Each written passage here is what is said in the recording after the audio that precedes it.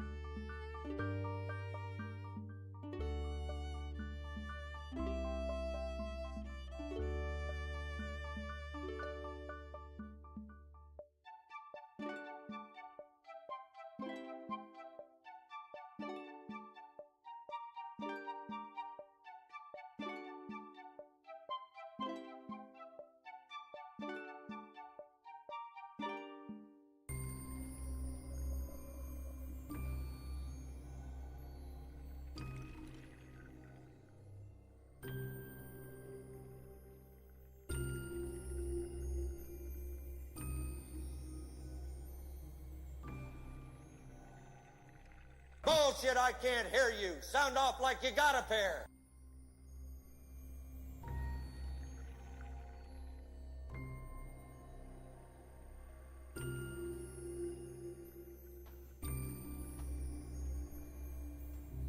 All right, there it goes. What's up, everyone? Damn it. So I had a power outage at the house earlier today, and when it does that, it very ungracefully shuts down the streaming computer. Yeah.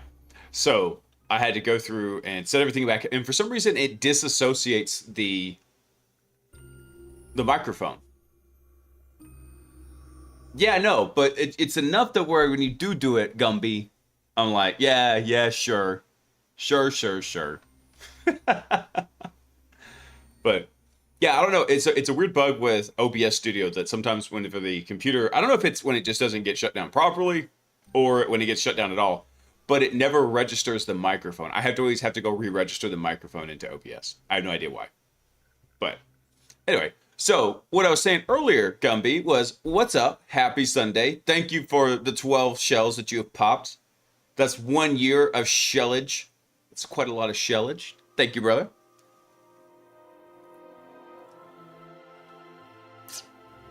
All right, I did some more digging last night over on this issue, and I've got a better handle on what it's doing now.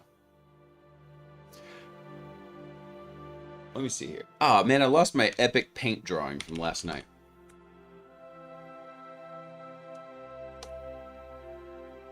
Apologies for the flashbang. Boop. Let's do that. All right. So what's happening here is when you have a function in Python, right? And let's say it takes in some variable x right here. And then it does, x plus some stuff, and then it returns x, right? Or it just returns something in here. X, depending on what it is, can either be passed by value, or it can be passed by, or you can call it value, or you could call it copy here. Or it can be passed by reference. And so the difference is when you pass by value or copy, you're actually making a duplicate of the thing and sending it to the function in memory. When you pass by reference, you're actually sending a memory address for the actual object. So this one gets a new distinct instance of it. This one is modifying the same one. So all those functions that we've got processing the state table and the nodes and everything, they're all passed by reference. So what that means is down here in the body of the function, we can actually come through and modify the state table and it propagates out. That is terabad. That's expected Python behavior. That's not the way I expected it to work, given everything about how LangGraph's documentation, it's chafing my brain last night. Given all the documentation of the way LangGraph works, because this is all in the LangGraph part of the house. This isn't has anything to do with LangChain. I was expecting it to be a little bit different. We could make changes in the function, but there was a saving grace here, and that is how we did read and write variables. So I think we're going to do a little bit of a refactor, because we still have to do more work on the exploitation agent anyway. And we're going to do an early refactor on it. The recon enumeration agent's not such a big deal, but this one's going to be painful, because what we're going to do is we're going to come in here, and anytime we're going to be returning something, we're going to have to figure out how to take that and break it out over into its own return variable. And then we can just return that back out to it. Oh, let me think. How do I want to do this? All right, let's do this real quick. Let's bust this up real fast. Let's come over here to find.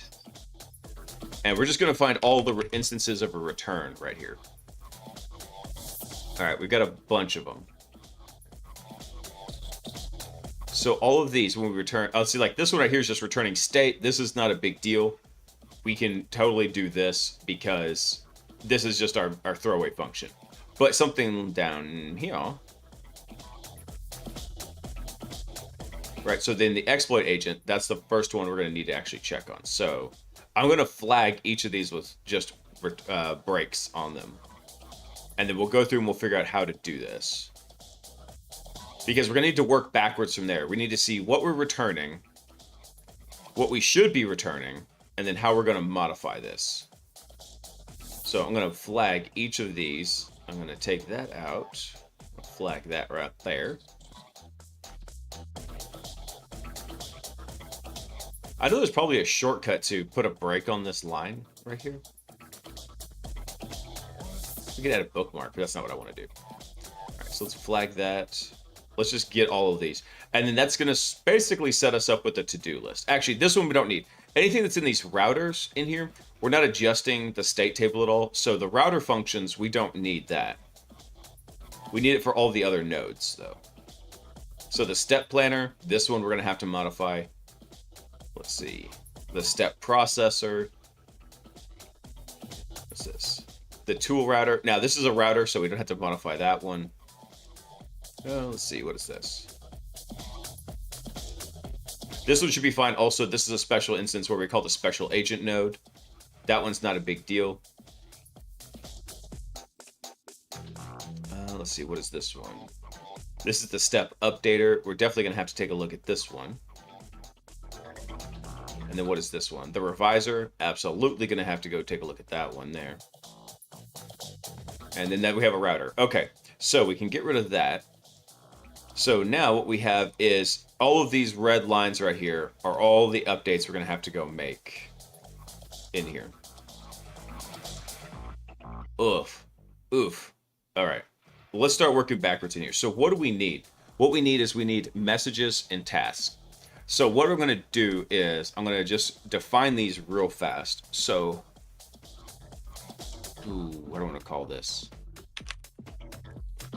So we already kind of do this though with AI messages. This is already a placeholder, and then we're working with this using it as an append. But the task, we actually need to do that. So what we're going to do is, I'm going to call this output task, like this, right here. And what was our state table actually set up as? Let me see. Let's get cracking on this. This problem annoyed me so bad. So for our task, what do we have here? It should be just a task type right here. So, yep, task list. So,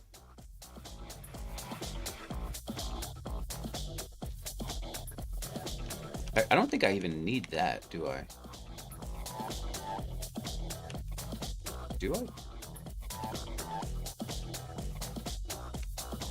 All right, I can do a lowercase list on that. That should still be fine. Let's see. Difference is when we're using it with the typing library, we didn't need that from the typing library. I eventually want to try and reduce what we do need from the typing library anyway. I can't even see what I'm doing. So what I'm doing is I'm looking at the state table here and looking at this task. So this should be a list of tasks just like this. So what we're going to do is we're going to use that same type definition here, just like this. And then what we're going to do is we're going to just pull that out of the state table, and we're going to get that from the task key like this. So then what I'm going to do is let's bring this up here. And then anywhere we need to do modifications to that task, that's going to be our actual output right here. So we have a place to read, and then we're going to have a place to return. All right, so for output task, now what we have to do is anywhere that we're making modifications in the state table to the task, that's where we're going to have to do it. Let's see here. How do we want to do this? So where's our actual returned values? So right here. So state task, current task, this part right here, output steps. That's what we want to return. There actually may be a better way to do this.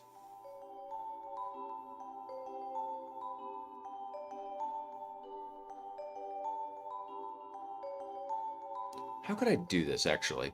Because we know what we're targeting, right? We're not updating the entire task list. There should be a way down in here to actually target that directly. So statements like this is what we need to do away with right here. These ones. Because when we modify this value, it's modifying the state variable, which comes in as part of the function definition, which is that pass by reference. So even though we're returning this eventually, we're not modifying a local copy of it. If we really wanted to get ugly with it and just burn up a lot of memory, we could just define a complete local copy of the state table and then emit that back. But that's very, very inefficient. Oh, let me think about this. What would this structure actually look like?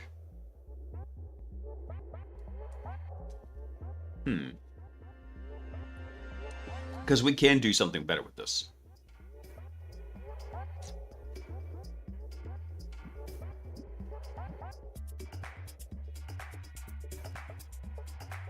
Let's think about this.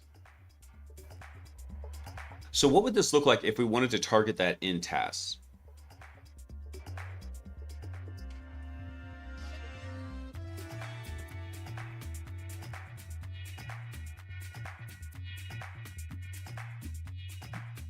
Actually, let me see if someone else has already done this. So what basically in the state table, we've got this nested data structure, right? I wonder if we can bring that back up.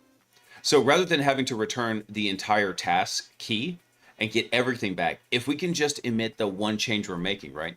So what we're doing is we're just modifying one current task in here. So what would this look like? Let's just kind of think about this. Let's take this part out for now. So under task, what we would have is, I'm just going to put it like this so it doesn't complain about the syntax for now. Let's take this out.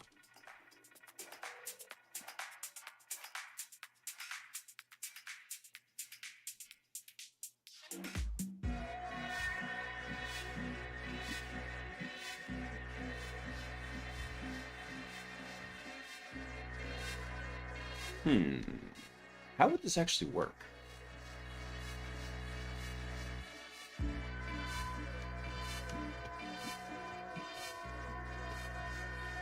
So what we have to do is, actually, let's go take a look at something real quick. There has to be a better way to modify this.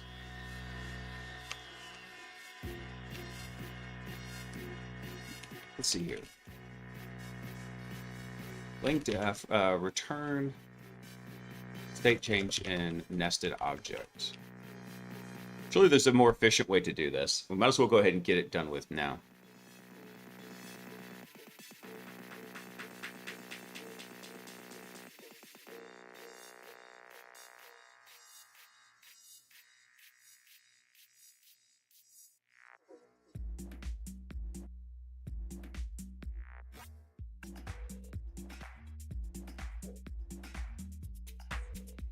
Let me look at this example here.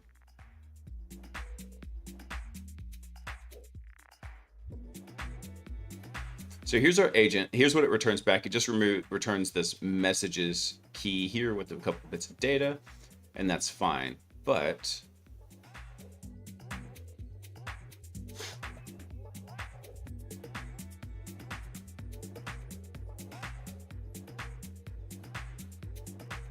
I think they're talking about sub agents in here.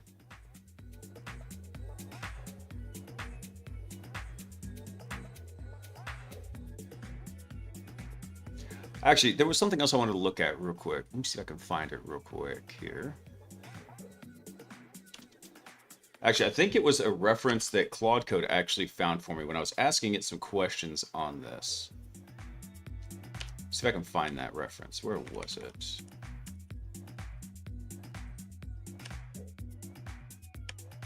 Because there's actually some advanced functionality I didn't know about, and what we want to kind of take a look at. Here we go. I believe it's this Substack article right here. Let me pull this up. I think that's it. Hey, Chris. What's up, man? Happy Sunday. Hack the planet! Hack the planet. By the way, if anybody's wondering why the hell am I wearing the same t-shirt, it's because I was basically running around all day, and I had just taken a shower before the last stream, and put this shirt on just for the stream. And I was like, it's still basically clean. I set it aside, and then right before this stream, I went and changed into something that wasn't just ratty house clothes. And that's why I'm wearing the same shirt from yesterday. It's not because I'm just rolling around in the same shirt for 48 hours. Plus, I love this shirt. Per my last email, peace was never an option.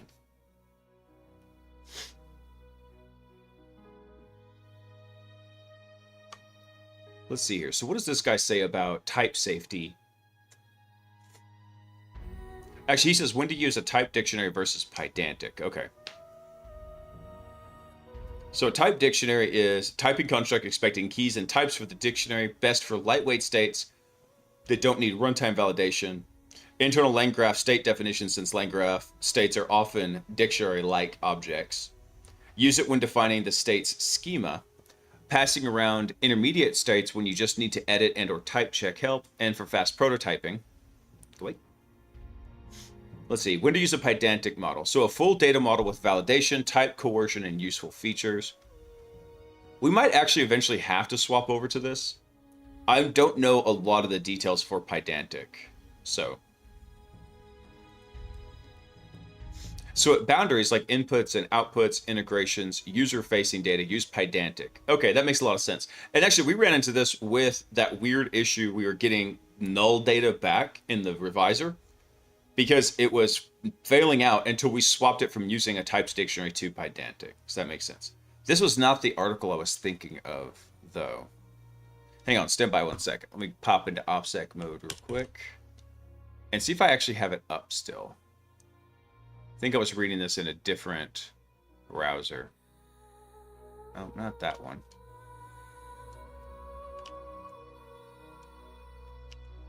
Oh, dang it. Where was that? I don't see it in here.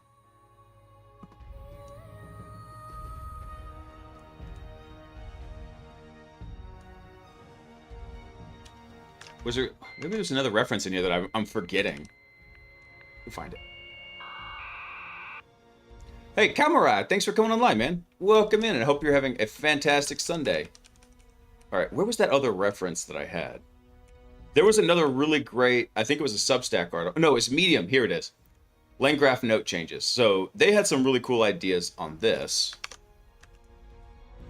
So like I said, I'm not using Claude Code to do any modifications to this code, but when we come across certain issues and errors, I will use it to help identify some of the issues.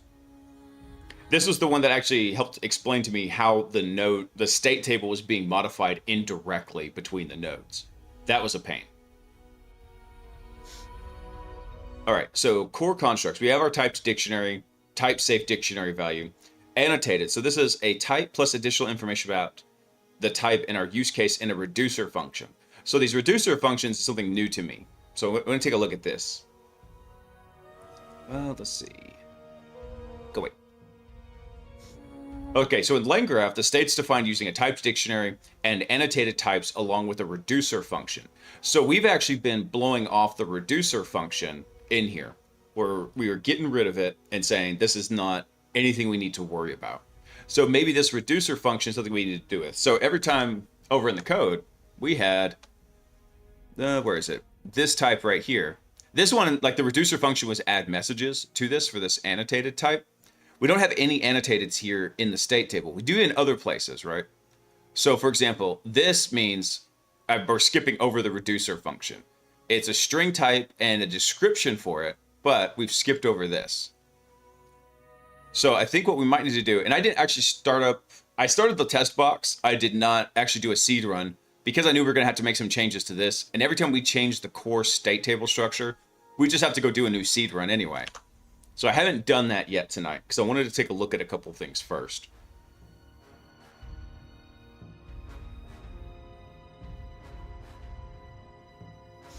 Okay, so here's our type dictionary. So here's when we add our annotation here. So we tell it the type and the operator.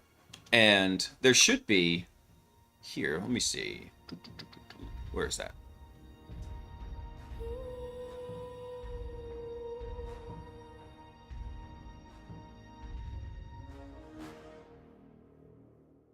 Yeah, there should be a spot for a description at the end of it too, like a third argument. In this case, they're just looking at the type and the reducer. That's totally fine also. All right, so from the official docs, it says first thing to do, the first thing you do when you define a graph is define the state graph. The graph consists of a schema for that graph as well as a reducer function, which specifies how to apply updates to the state. So we've been blowing off the reducer function and just overriding the entire key. It's quick, but also it's a lot noisier, right? When we come look at the traces here, let's see if we have a good example of one. So for example, the step revisor here. If we look at this and we look at the output, make that just raw, and then we can look at what we get back from the output, we have to dig through all of the tasks in here, right? So instead, what we can do is we can go define a reducer function that looks at it and says, oh, we really just need to update task 5 and step 7. We could go through and get that going. So this will cut down on all of this noise. We could get rid of that part in here, I believe. We're going to try it. Mr. 44, what's up, brother? Happy Sunday.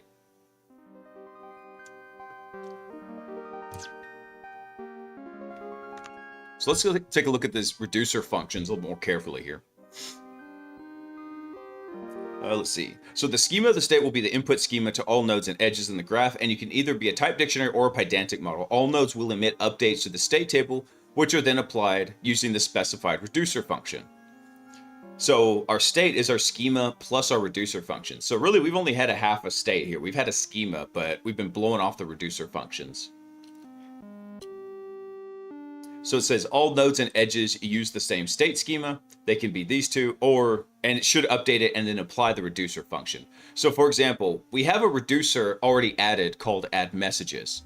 And what it does is it just returns the current plus the new stuff in here. In fact, I think this is actually a little bit simplistic because the add messages reducer here should actually go through and look at the conversation. So each message in that conversation has a particular like identity key, and it will keep just the unique ones. So if you happen to take the entire thing and emit it back, you'll see that in the trace, but it's not going to endlessly expand the messages list. It's going to reduce it down to each unique identifier in here.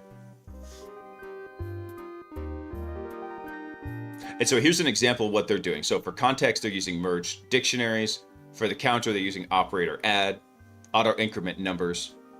That's fine. All right, so these definitions tell LangGraph how to update each field.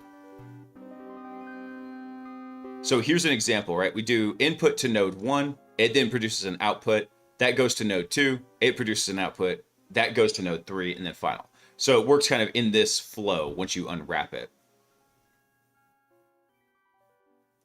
All right, we're already good for the execution flow.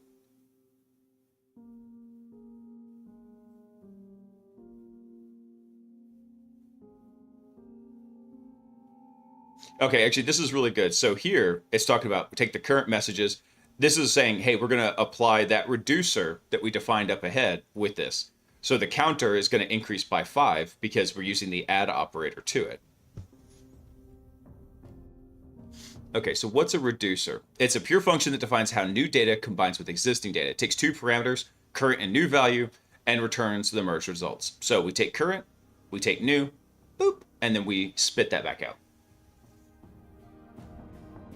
So the reducer, you basically just think of it as a function that knows how to combine two values, or even two dictionaries in here.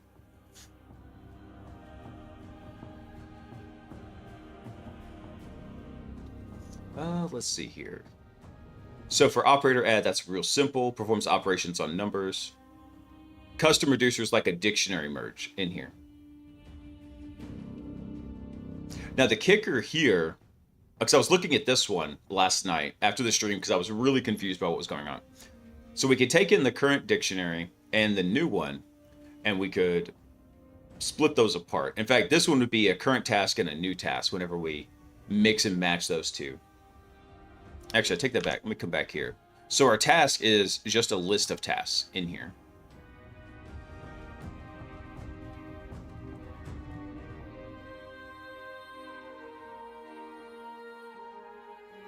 How would I want to do this? There'd have to be... Ooh, so here's our task definition, right? This is what the primary tasks look like. Those are the primary tasks. They go to primary agents. We have a string. We have a pre-flight check Boolean. We get a status agent tool output. target, IP, and verdict. So for example, in this case right here, what we're writing is we're doing the steps and we're getting at the output steps. So actually we're writing even further down. Let's go actually start at the top here. Let's start a little bit higher. So in this case, we're modifying hosts. Oh, this one's all kinds of messed up. Damn it. We're so close. So this sucks because the exploit agent actually works. It is doing the exploitation. All the logic outside of the primary loop, though, outside of this loop, is all kinds of funky, and that's what we need to clean up. Been stuck in this loop down here for so long, fixing it, working it, massaging it. Now I gotta fix the rest of the damn thing. So everything from here to here is all good. The validator and the agent both need to get cleaned up. And really the handoff doesn't really need very much. We could just actually get rid of the handoff. I'll probably take care of it later.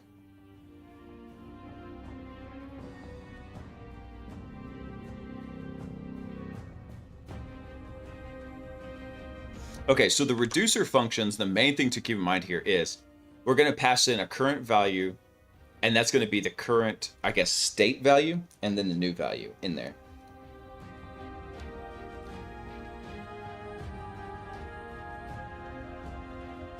Ooh, how would I want to do that?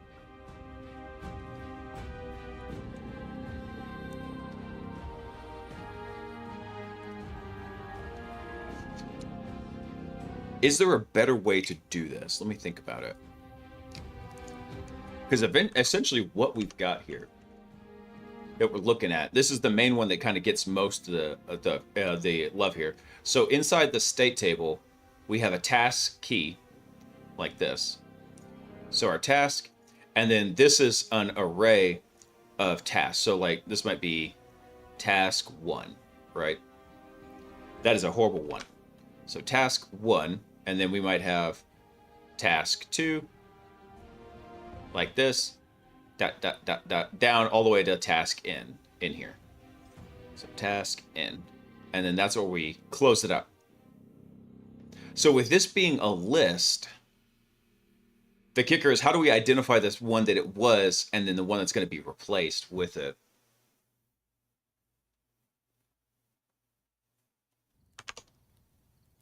So which one of these values should never change? The task string should never change. The agent should probably never change.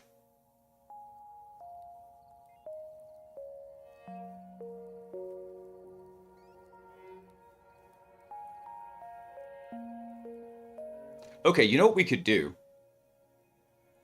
We could copy out the explicit task that we need to work with.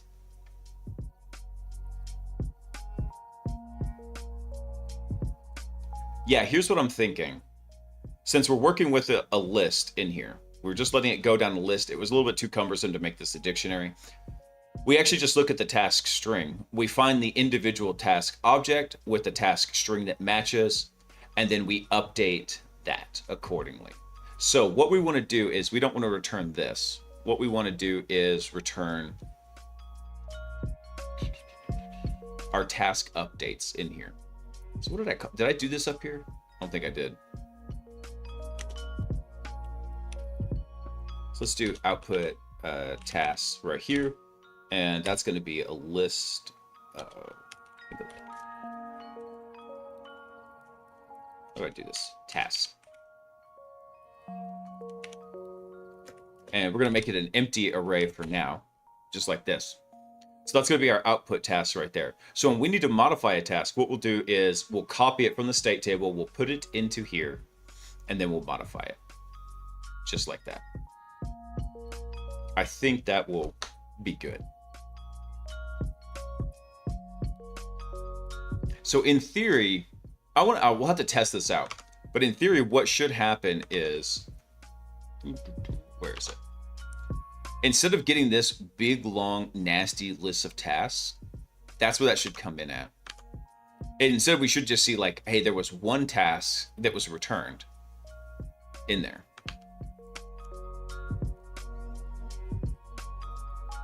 In fact, there's an easy way to go double check this. What we can do is let's go down and we're going to piecemeal this a little bit.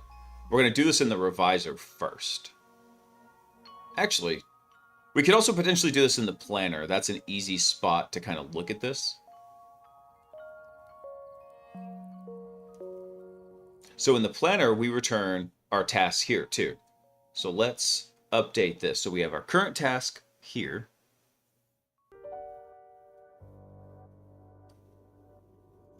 So let's go ahead and set that up too. So we'll call this our output task, and that's going to be a list of task objects. And we're going to just define that as an array, just like that. So what we're going to do eventually is we're going to do an array update merge kind of reducer in here.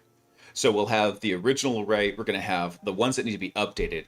We'll match them by their task string. And then we'll take those and we'll basically just blow them away and we'll sub in the new task in here. See that? So we'll find the task that we need. We'll copy it over into this array and then we'll modify it.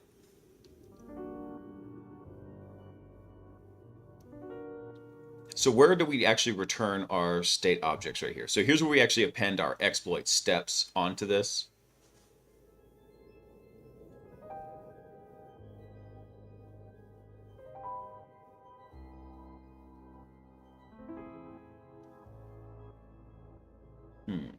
We actually may not even need that because here we're modifying a particular one, right? For these steps in here. So we target a singular step or a singular task at this index. And here's where we modify this right here.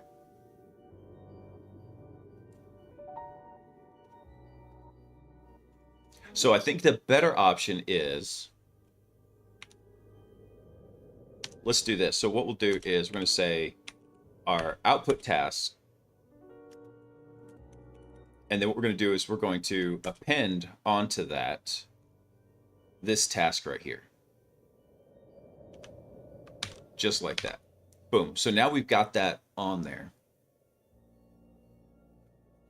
Ooh, do I like that idea? No, that's going to get a little tricky.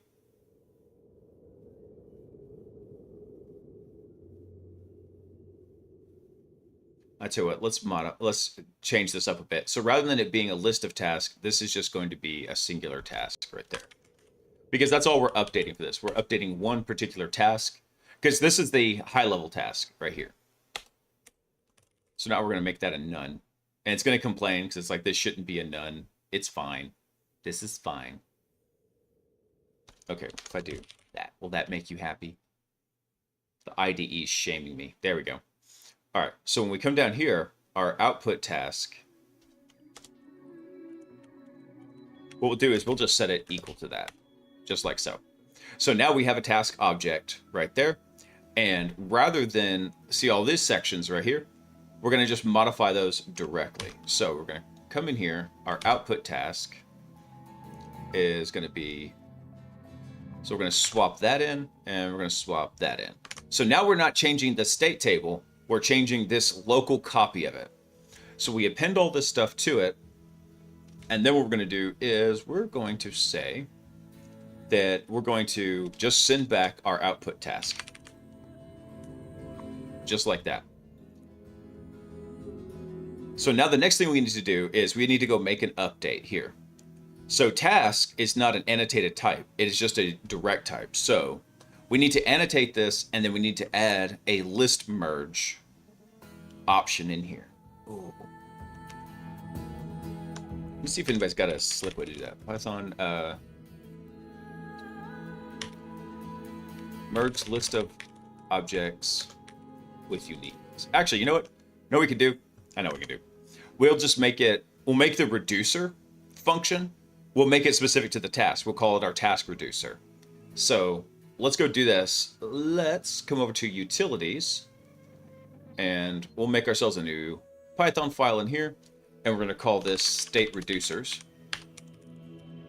.py. Boop. Just like that. We're going to add that.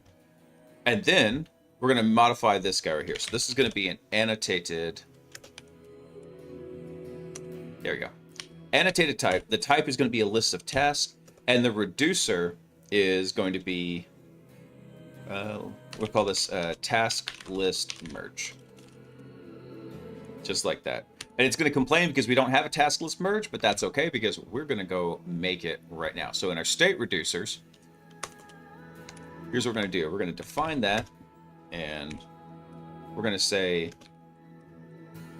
we're going to take in a current, and then the new, just like that. Boop. And let's go ahead and type those out real fast. So the current one should be, what do we want that to be? Well, the current is always going to be a list of tasks in here. So it's going to be a list of task objects. So we'll put that sucker in right there. Let me blow this up a little bit. Let's get rid of this. There you go. That's going to be a list of task objects. It's complaining because we don't have that. So we're going to import it. And then the new one is going to be two things. It can be a task object, or it can be a list of task objects in here. Just like that. Boom. There we go. And let's docstring this for our own sanity. Let's see. This will be our reducer function for updating task in the Stinger state.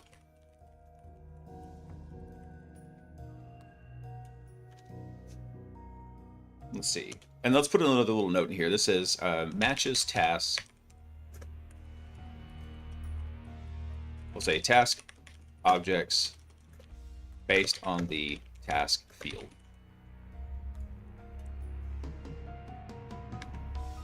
Boom, there we go. So that's what we're going to do.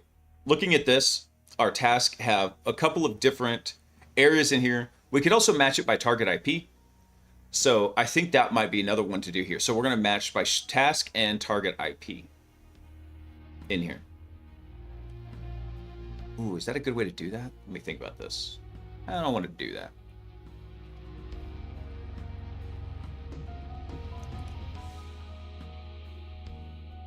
A little bit ahead of the curve, but not sponsored by Jocko yet. I'm working on it.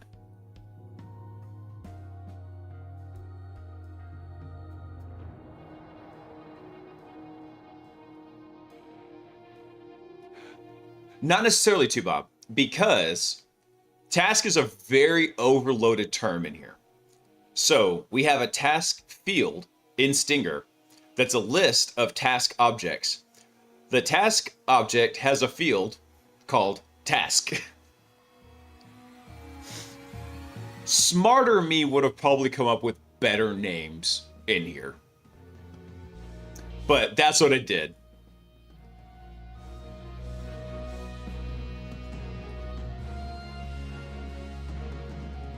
Okay, you know what? I'll make this explicit. Task.task field right here. So what it's going to do is we're going to send it one or more task objects in here. And if we send it a singular one, it's just going to run through and look at it. If we give it multiple, then it's going to have to iterate over that list in here. So not such a big deal.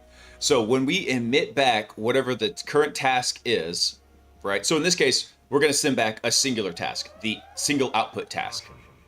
A virus has been detected. Gar_7 virus detected in the network. Gar, what's up, man? Thanks for coming in. Welcome in, Raiders. Gar, I don't know if I've seen your stream before, man.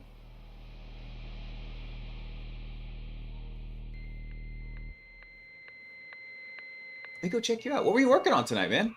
Welcome in, Raiders. We are doing a little bit of hacking with LangGraph and LangChain, building a little AI bot. So I work, for anybody who doesn't know me, my name is Blaise. I work as a penetration tester and offensive security specialist. I've been doing that for almost 8 years now.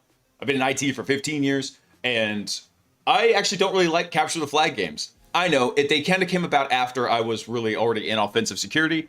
I think they're interesting, but I didn't like the idea of playing them myself. But the idea of trying to teach an AI bot to go play them, I did find really appealing. So that's what we're doing. We're building it, and we're trying to see if I can outsource my own job to a computer. Not really. It's way more complicated than that. But we are just having some fun building this little guy out in here. Let's see. Oh, cool. You're doing some web pen testing. Nice. Very cool, man. Let me throw you a follow. Gar, are you on InfoSec streams? Let me check real quick.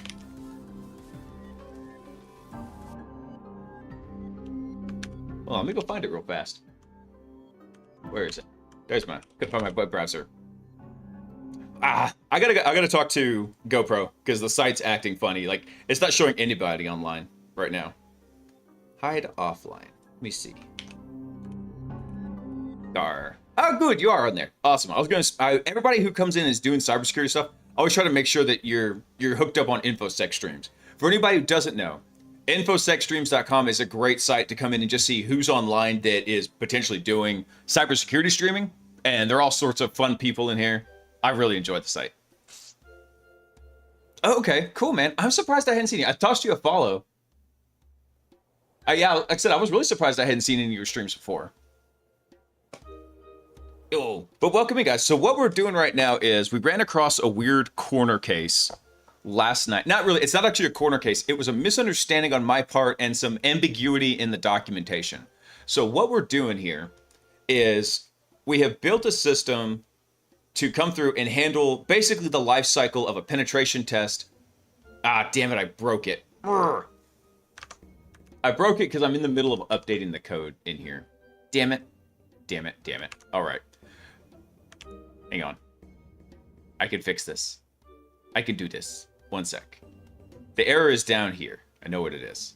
Okay, this part, just if I delete that out, the code will actually load up properly. All right. Let me see. Then I can show you the nice, pretty graphs. Damn it all. Okay, hang on. I know, you're fine. So I was just in the middle of adding a function in here. Pass, and then, hang on. There we go. I'm in the middle of working on this function, and because it's half implemented, it's like, it doesn't know how to hot load in the new code. So it's watching for code changes in here. And yeah, Guard, thanks for stopping by, man. Have a good night, dude. Let's see. Cannot import name, task, partially initialized module states. Really? Damn it. That's going to cause a circular reference. All right, there's an easier way to do this. I was just hoping to make it a little less of a suckfest in here. Do I actually have to import that for the typing? Does it matter? Damn it. All right, fine. We won't do a state reducer. What we'll do is we'll put the reducers up here. So let me take that out. Fine. Reducer functions. One sec. Let me unscrew this pooch, and then I can show you kind of what we're working on, everybody who just came in. There we go. Might as well, since I'm in the middle of this, let's call this actual, like, state objects. There we go.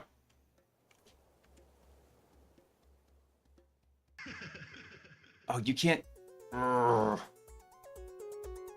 This is rude. I can't... The task is defined well after this. Damn it all. Damn it, damn it, damn it. All right. Freaking order of work in here. There we go. Will that make you happy now that everything's imported in the correct order? Primary state. There we go. All right. There. I think that will unscrew it up. Jeez. So if there's errors in the code, it can't hot load. You see, obviously, we get things like these errors. But now it should be back up. There we go. All right. So this is the primary workflow that what we're building is. So it takes in some user input. It kind of initializes a little bit, and then it passes it down to Stinger. This is our supervisor, and he's going to handle interactions between these primary agents here. So we've got recon and enumeration. They're largely clones of each other. They're damn near identical. They might just get merged into one identical system. I don't think so. I'll probably leave them broken out. But anyway, they're very similar to each other. We're currently working on primary agent number trace, and that is our exploitation agent. So the exploit agent's job is to look at the data from recon and enum, pull it all together, figure out a potential way to exploit the target, and then fire it off and attempt exploitation. So what we're doing right now is this is the actual exploitation agent's workflow. It comes in, ignore load pickle. That's just a dirty hack to get the stateful information back into the graph. And it comes in here. The exploit agent says, okay, here's what I need to do based on the task. We want to get a shell on this box. And it says, okay, here's how I think we're going to do this. The planner comes down and says, all right, here's the steps we need to do to potentially make this work. And then we have this kind of self-reflective error-correcting loop that happens here, where we process each of the individual steps for the exploit. And then we can either call tools directly, basically doing function calls. We also have a system called special agents, where we can pass it to a specialized instance where it does its own thing and just basically returns us back data. But once this is all done, we update our tracking of all the information, and then the reviser looks at it as like, okay, was that step successful, or did it fail, or do we need to make changes to it? After that's done, it pipes it back up here to the processor, and it works in this loop right here. So what should happen is we have a single object of truth called the state table. It passes between each of these nodes. It comes into a node, the node can modify it, and then that new modified version gets passed down to this node. Same thing working through here.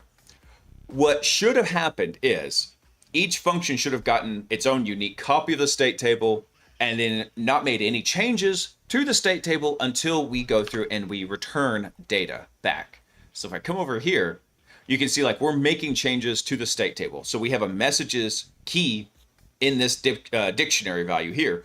And then we say, okay, this is the stuff we want you to add to the dictionary. And then we have a task key right here, our tasks. So we say, okay, this is the stuff you should go add to the task table.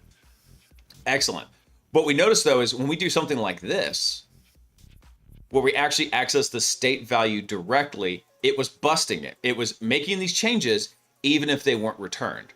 So doing a little bit of investigation, understanding a little bit of Python foo, what happens is whenever this function, which defines that node, gets the state table, it's doing what Python does best, and it's passing it by reference, meaning it's just sending us the memory address to where that object lives in memory. So if we make changes to that object referenced at that address, it's making the change outside of that confine of input and output. We got lucky with the structure of it because of how we were handling the inputs and outputs, and we were trying to make it very clean. However, it is still very suboptimal. So what does that leave us right now?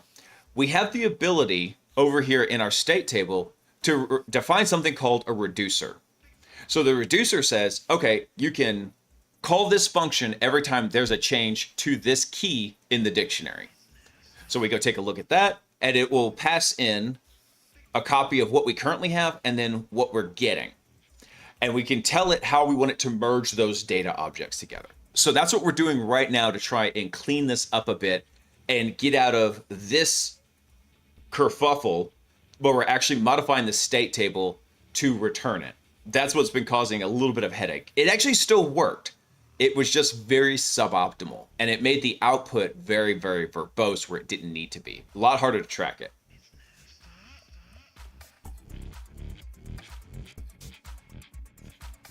Let's see. Anyone know Z's IP address? I doubt it. I doubt it. Let's see. Also, hey, Frozen, what's up, man? Welcome in. Okay. Also, Alex, just remember, the rules of the chat are 1, don't hack the streaming platform. 2, everyone in chat is a fed. 3, don't talk about anything illegal. See rule number 2. And number 4 is just be excellent to each other. Everyone in chat's a fed. You see Frozen? Absolute fed. You see Gumby? 100% fed. You see Bob there? Corn-fed Iowa fed. Absolutely. Every single one of them. He's a corn-fed fed. I cracked myself up. 1000% fed with pot roast and potatoes. That's right. Let me do something here. That's close enough. Good enough. All right. So what we're going to do is, what we're dealing with here is a list of tasks, just like this. Boop. Let's see. I think it's enabler.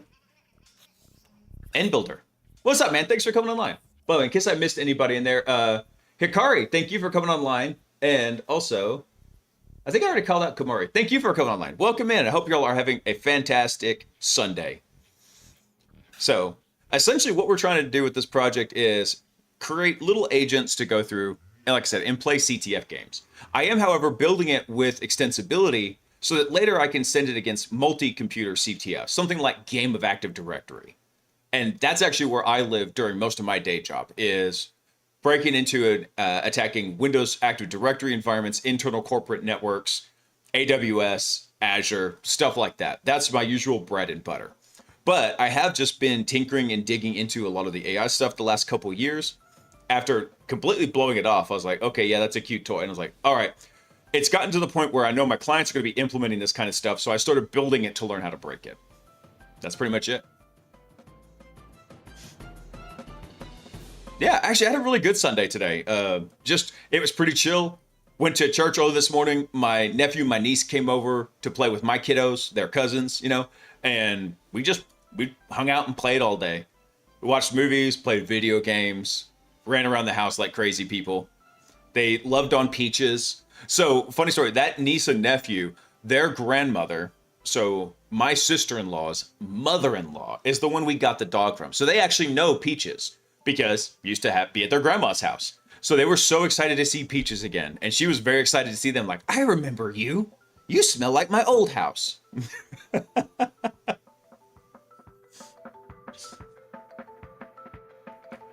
Let's see here. Okay, so we've defined this here.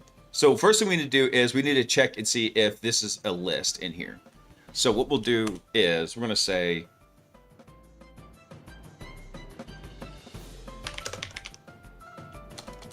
so we'll do it is instance in here, is instance. And we'll say new, and if it is a list, I think like that.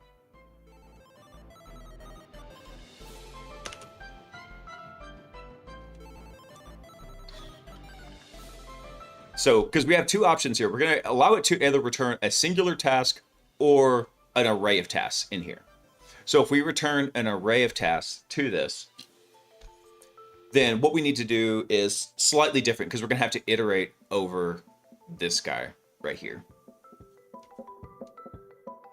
So if it is a list, then what we'll do is for, let's see, for new task in new, what we'll do is we'll say, what is our new task variable? That's going to be our string. And we're going to pull this out of new. So we'll new get task value right here.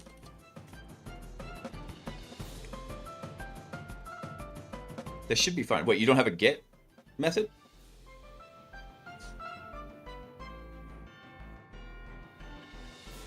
Oh, it's because I'm an idiot in here.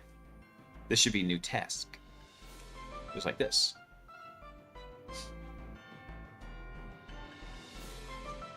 What, now you need to go outside? Why you always gotta go outside when I'm streaming? Come here, Peaches. Hang on one sec, girl. Come here, Peaches. Come here. Wow. You knocked my chair over, Peaches. Come here. Come here. Oh, there we go. This is Peaches, by the way. This is my little girl. She is an absolute indoor spoiled princess.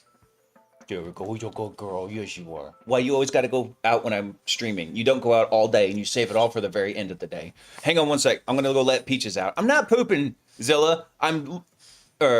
Zip. I'm not pooping. I'm literally like right here with Peaches. I'm going to go let her out real quick. I'll be right back.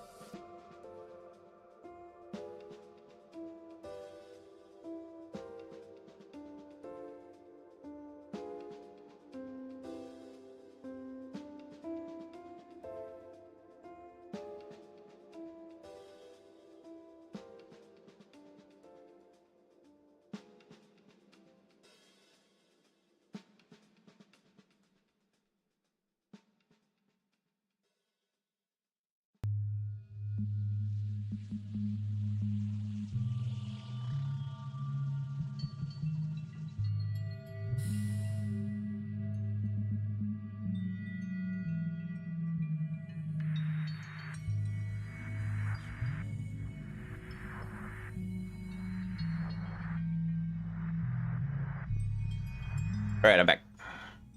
I'm back. Guess who's back? Back again. Blaise is back. Tell a friend. Definitely tell a friend. Tell them to come hang out. We have a lot of fun in here. All right. And I was able to get my water. And you weirdos tracking the number of times I poop in the stream. Y'all are so weird.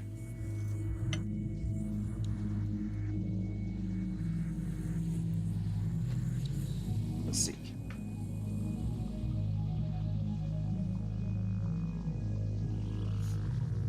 They were streaming that on stream? Oh, was that the AI bots that go back and forth?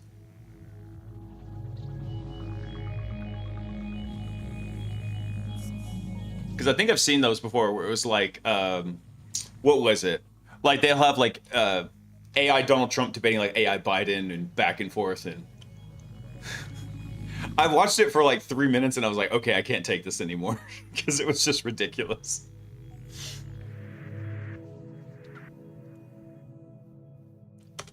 Let me see. So what I've got here is we have our whatever our new task is here. So we need to go find the one in the list there.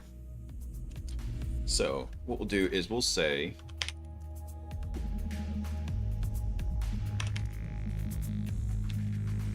for old task in current,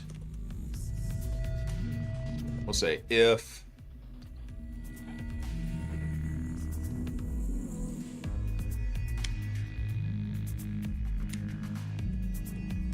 let's do this. I can't type. There we go.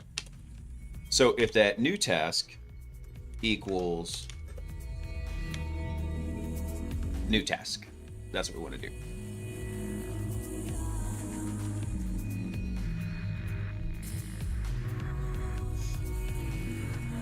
Yeah.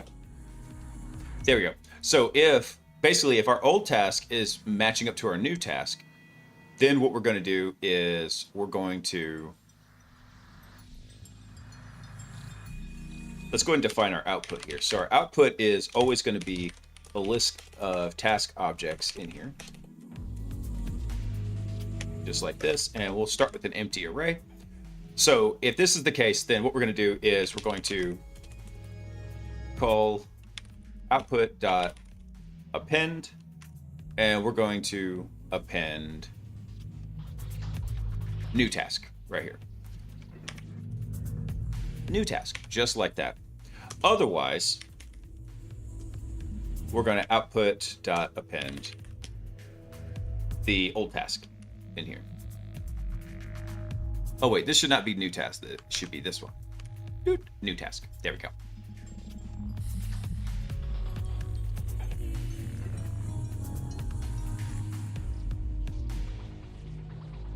And it would help if I spelled append correctly. So what we're doing is we're looking at each element in the array and we're saying, okay, does it match what this new one is? If not, then no, bam, we'll stick it in there. Ooh, that's not gonna work right though.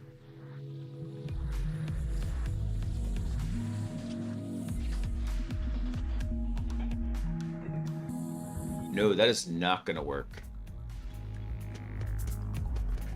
I just realized.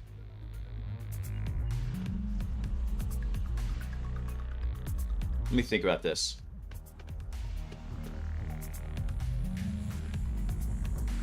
Seems like a lot of humans bots though. Maybe one guy through 5 accounts. I wouldn't do it. I wouldn't doubt it. Would not doubt it. Obviously, Twitch is still trying to combat a lot of the view botting issues that have been happening. Let's see. How do I want to handle this? So we have our current list, and then we're going to have our new list. This is only going to work if we have a singular instance in here.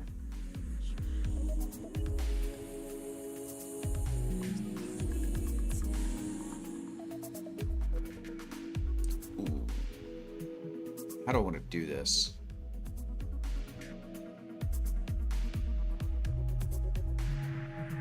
All right, let me back this up a bit. Let's think about this differently. So we're going to do stuff in here. I'm going to bring this pass back. And then, so we only have 2 options, right? It can be either a list or an individual task. So the else option here is the individual task. So what we'll do is we'll say for new task in new. Actually, we don't have to do that because we're just going to have, this is a single option in here. So this is for handling a list. List of tasks to update. Update. And then down here, this is going to be updating a single task. Just like that. So well, then what we'll say is, we'll say for. So we're only going to have these two down here. We'll have a for statement, and then eventually we'll have a return of output right there. So we need to just go through the current list. So for we'll say for task in current. We're going to go through those, and then we're going to say if task get the task field. I wish I had come up with more creative names. And we'll say if that equals new get task. And in fact, actually this right here, I'm going to save this real quick.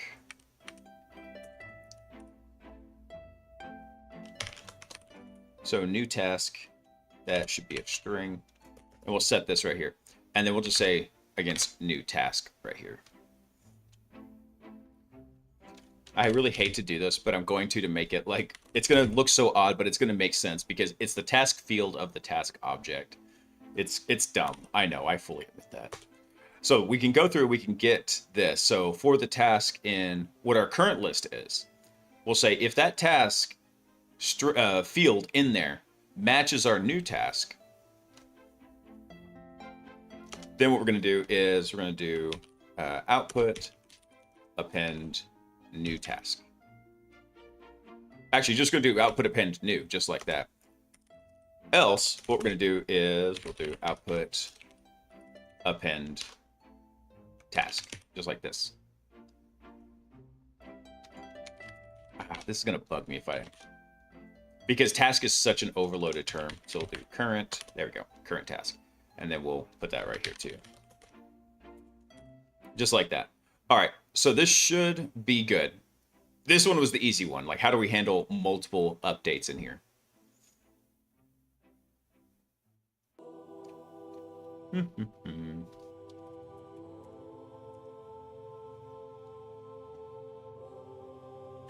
Let's bring this down. All right, so if it's a list, though, that's where things get a little bit chunky.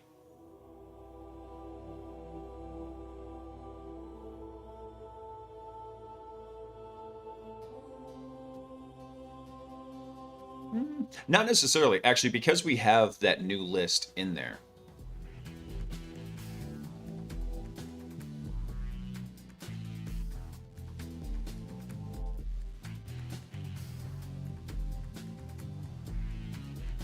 Yeah, this is actually pretty easy. What we'll do is we'll iterate over the current list. So that'll give us an element from the current list, and then we're going to iterate over the new list. And so it expands horribly. It's not super convenient for it, but it's also not a very computationally intensive thing. So what we'll do is we'll say for current, let's see. So for current task in current, if I can type, then what we'll do is we're going to say for, actually we'll say current task string. I know that looks funny, but stick with me here.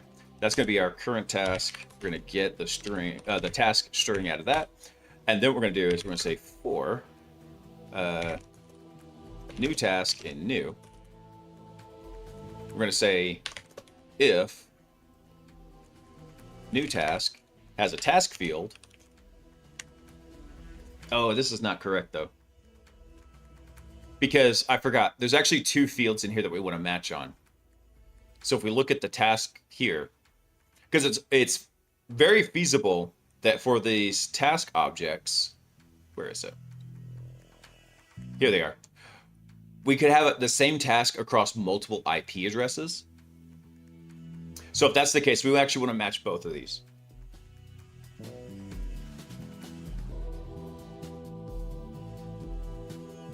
So the things that should never change are the task and the target IP right here.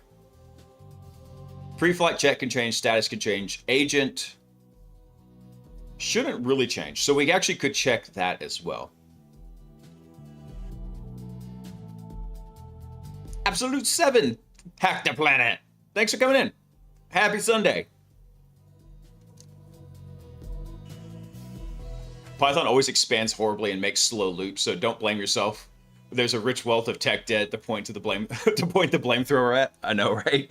The blame thrower. Love that term.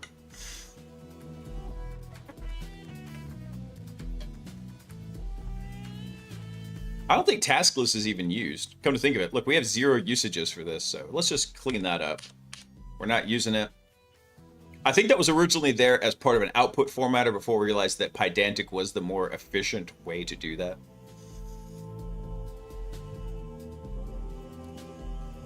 So our task list merger here. So actually, I need to let's modify this single instance real quick. So we're going to do new task, and then we're going to come down here. We're going to say new task IP.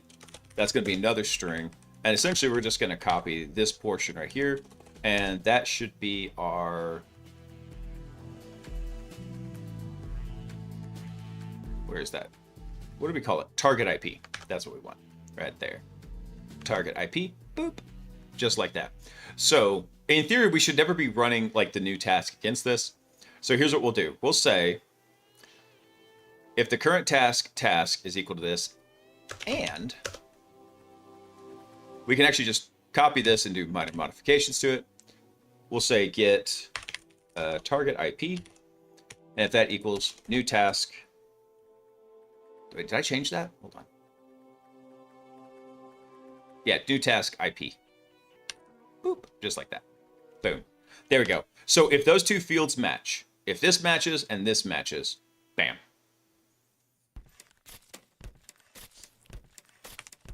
In fact, we can even do this a little bit. I know this looks stupid, but it's going to make modifying this a little bit simpler in the future. So we're going to take that out. We're going to say match, and we're going to actually put that right here. And so it makes it looks weird because like, okay, hey, you're using another byte of memory. Well, whoop-de-doo, we're already probably using several hundred meg. It's not a big deal. But by doing this, we have a singular spot to adjust the logic without having to adjust the structure of the if-else loop.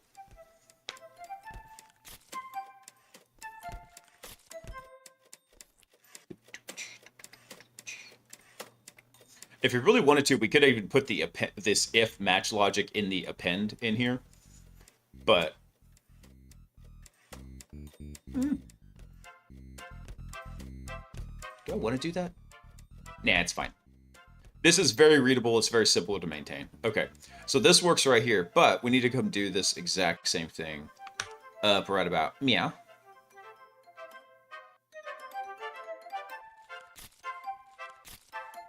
So we'll bust this out too, except I need a N there. Let's see, so for this new task, we get this.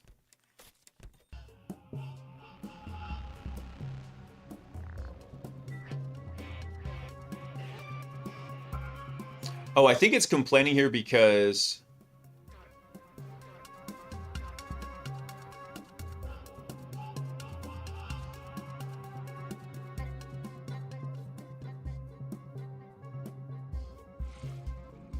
because it sees us working as a list, but this is fine right here. Why is it not complaining about this one right here?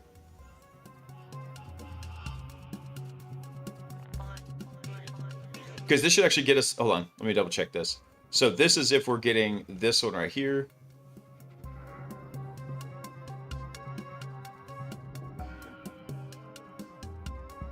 How do I do this?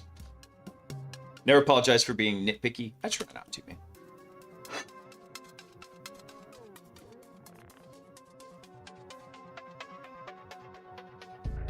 Yeah, I'm going to put this in here because it doesn't realize that we have branched this in such a way that it will be... Oh, wait, hold on. Take that back.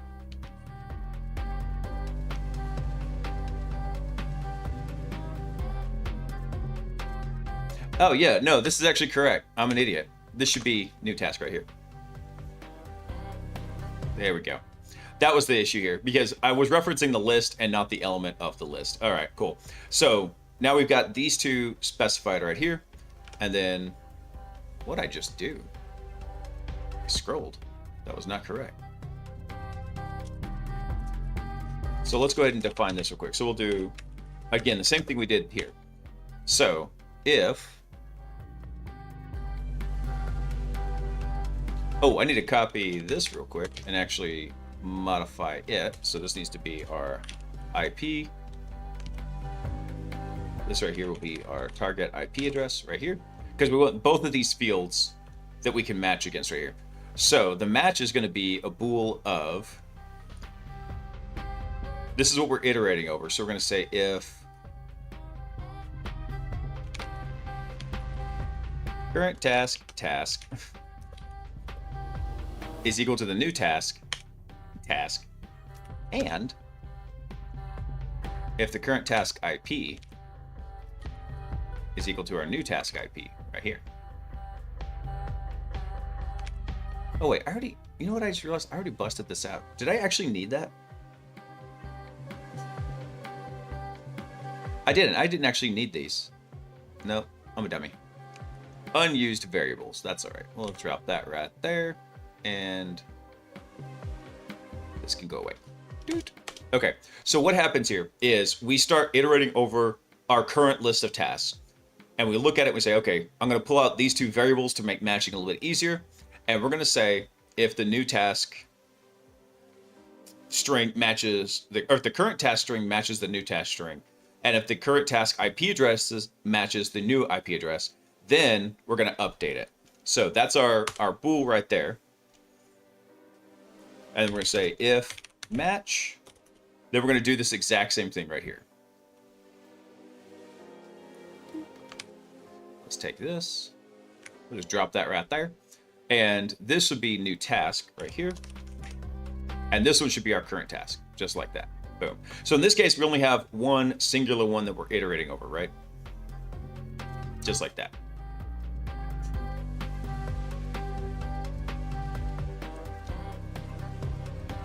So let's think about how this is going to work here. So let's say we've got, let's think about this real fast here. So let's say this is our current task, right? So let's say this is current. And let's say this is our new one right here. So let's say we have, let's say task 2 star. So that one has been updated, little star right there. And let's say we have task n star, right? So our very last one has been updated. So what should happen is it should look at task 1. And then for task 1, it's going to compare it to 2 star and n star. And it's going to realize they're not the same. And so it's going to abandon that, and it would append that current task. Perfect. It'll go to task 2. It should look at it and say, okay, cool, we're here, boop, and we're going to append it. I think the only other thing that would be good here is if we get a match, then we break out of it right here.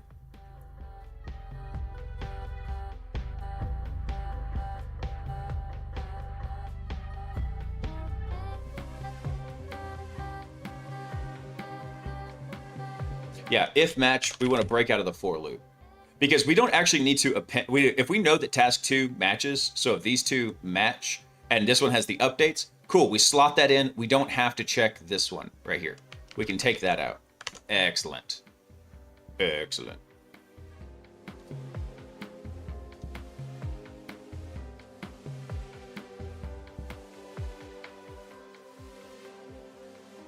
I just heard a song by an Aussie producer, Ninja Rachi, called F My Computer.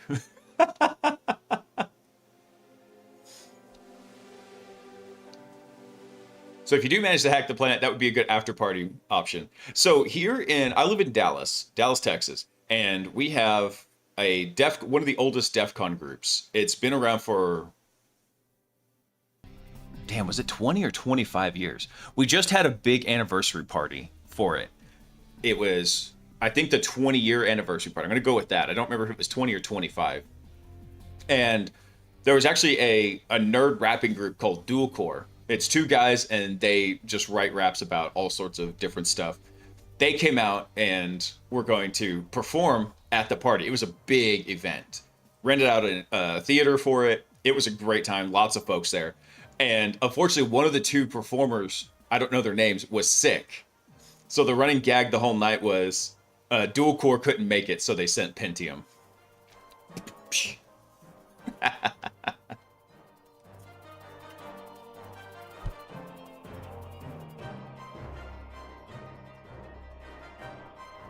Let's see. I think that'll work right there, yeah. Because then when we get down to task N, it's going to compare to task 2, fail, and then it's going to compare to task N, it breaks out. Yeah, I think this will work.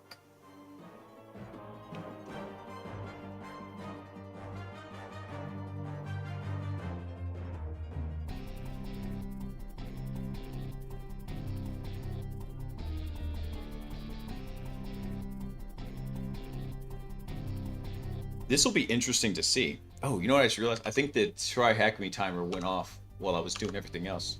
Let me go add some time to the box. There we go. Yeah, I think that'll work right there.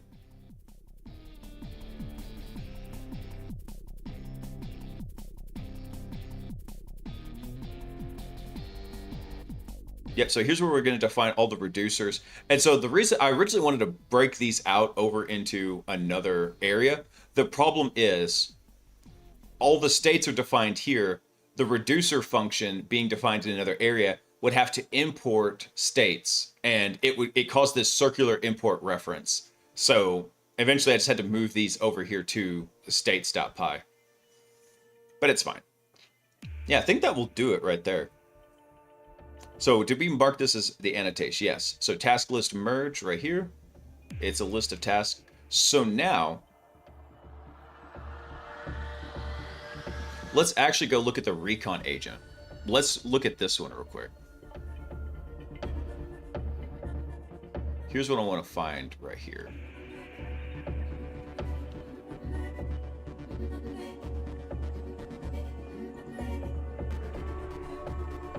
There's so many references to state tasks in here.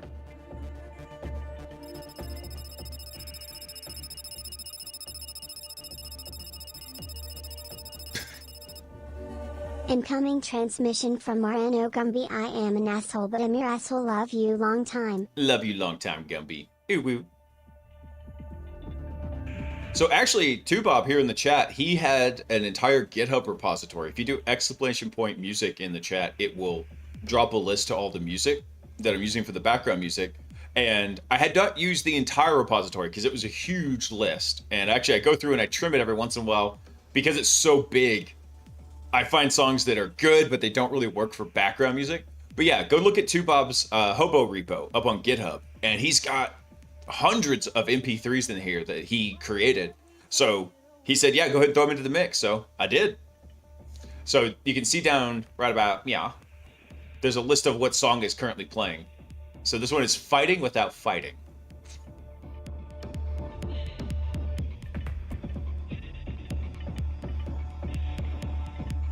Yeah, actually, I think the recon agent will be the best place to test this out. And the reason for that is because the recon agent is so similar to the enumeration agent. So we work this out on recon, then we can go work it out on enum, and then we can finally work it out on exploit, because exploit's going to need the most work.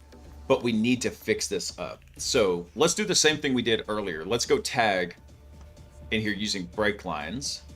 What we're going to do is we're going to check all of our return values, just like so.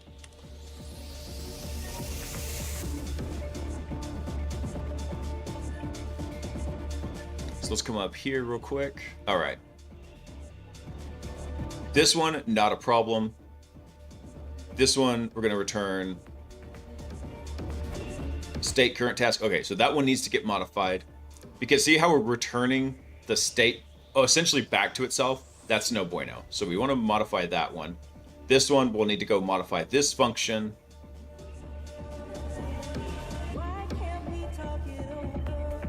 And then this one right here, too. Why can't we talk it over?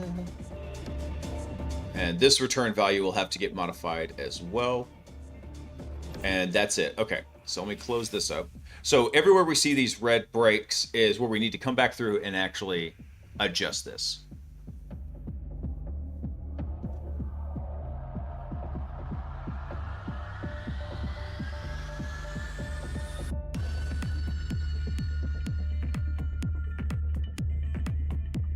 Ooh, and see like this right here?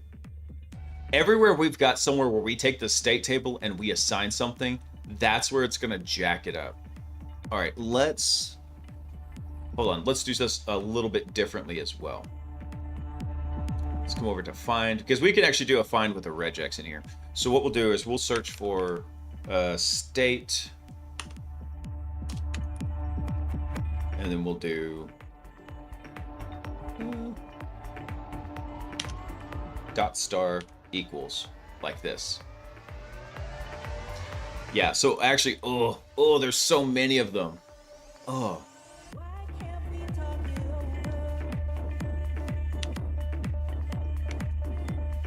There we go. That'll help reduce it a little bit because it was matching. No, damn it.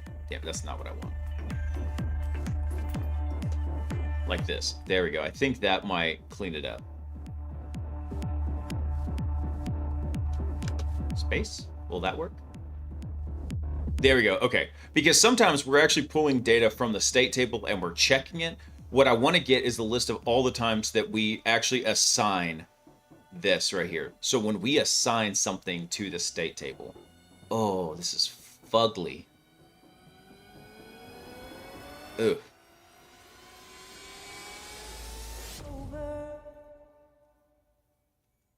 That is terribad.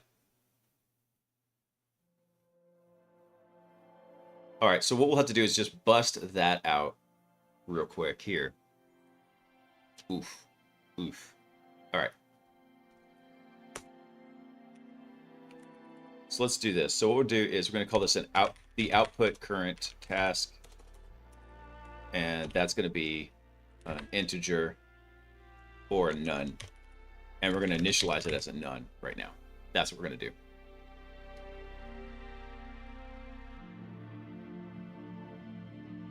Have you seen any serious security issues caused by AI code yet?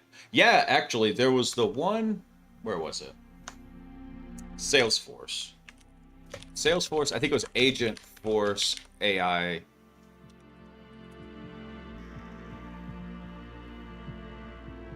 Let's see, AI Italy. There was this one, actually, I believe this one was found by a security researcher. So this was very recent. And actually, I liked this one if it's the right one I'm thinking about. This was actually found by a security researcher, but it was a way that if you were using the Salesforce AI agent called Agent Force, yeah, security research uncovered an opportunity dubbed Force Leak. It's so dumb that they named this because it's not like this was out in the public. I don't know. But anyway, it found an indirect prompt injection against an autonomous agent lacking security controls, and it involved PII, corporate secrets, and physical location data. So basically, they found a way to do an indirect prompt injection, and they also did it with a CORS bypass by registering an abandoned domain that had a C name to it, if I remember correctly. But basically, it was a really cool exploit because it was a mixture of what you're really going to see when these happen, which is a mix of traditional web exploitation or just business logic exploitation enabled by some kind of an AI agent.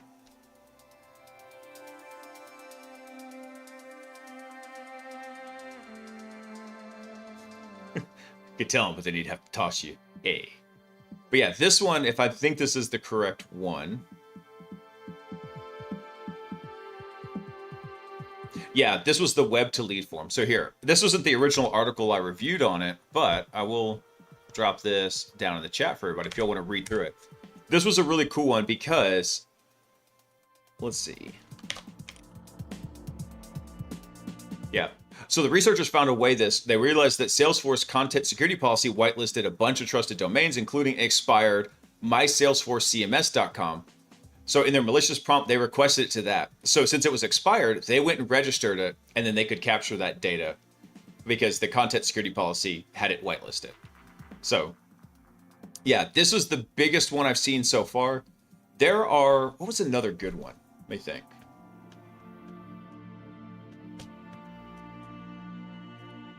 I mean, this one wasn't directly AI code, but it was like an AI agent that was causing it. Let me think. Was there any other really good ones that were recent?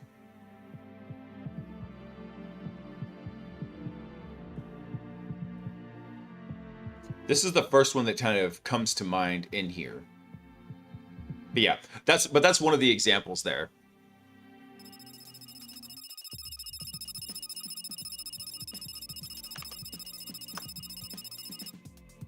Incoming transmission from Mariano Gumbio Blaise. I set up the Droid Cam client for my phone to stream video to my computer. Oh, nice. Very cool. So starting up in January, by the way, because of various life events, my son did not get to go on the ATV racing circuit. So my oldest son, who just turned 7, codename Agent Zero, he goes and does cross-country ATV racing. So we'll be doing that again starting this year. So there will be some weekends where I won't be able to stream. I'll let y'all know in advance which weekends those are. But that's where we'll be out, hanging out, doing. I have thought about trying to get something set up where I could maybe like do like a fireside stream where we're just hanging out, chatting, and I'm chilling by the fire at the campsite. The problem is these are in really, really remote locations, like just somebody's farm that they rented out and built the track on. That's literally what they do. So Wi-Fi cover, or not Wi-Fi, cellular coverage is very spotty in those places. So I've thought about it, was tinkering with the idea. Don't know if it's going to happen. But that is going to start up in January, and basically it runs pretty much every month throughout the year. There's one race a month. I'll take it back. There's usually like 10 races a month, so there's going to be 2 there's going to be.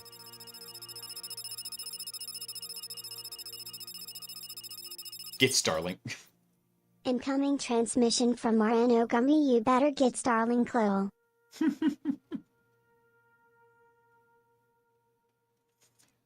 Actually, they came up with something. They came up with a mini Starlink, believe it or not.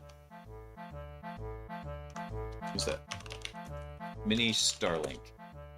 And actually, that would work. I think they call it the Starlink Roam. Yeah, so it's like a smaller portable version of it. But at the same time, you're talking like it's, $230 to $280 to get it, and it's like $50 a month for it. I don't know if I necessarily want to do that. If I could come up with some really good use cases on what to do, actually trying to stream over Starlink also would probably be sucktastic. So you get really good bandwidth, but not very good latency. Incoming transmission from Mariano Gumby. Yay, it's still pricey. Yay. I like how it goes yay instead of yeah. Let's see. So what are we returning from this guy right here?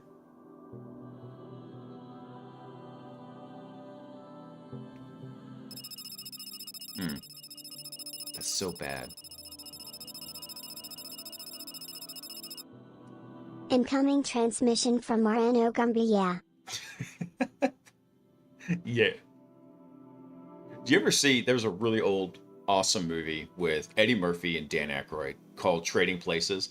It's one of my all-time favorite movies. And there's a scene where Eddie Murphy is in jail and he's talking trash, and there's these 2 just tank-like built black dudes in there with him. And one of them's talking trash. Yeah, for $1. $1. And the other guy, who's even bigger than him, though, isn't the mouth man, right? You can tell he's just the muscle. So there's this one guy who's still huge, but not as big as his buddy, who's talking trash back to Eddie Murphy. And the other guy's just sitting there like, yeah. Just dropping yas. He's his hype man. Incoming transmission from Mariano Gumby. If you leave the H off, it says yay. Yay. Thank you for scientifically testing that, Gumpy.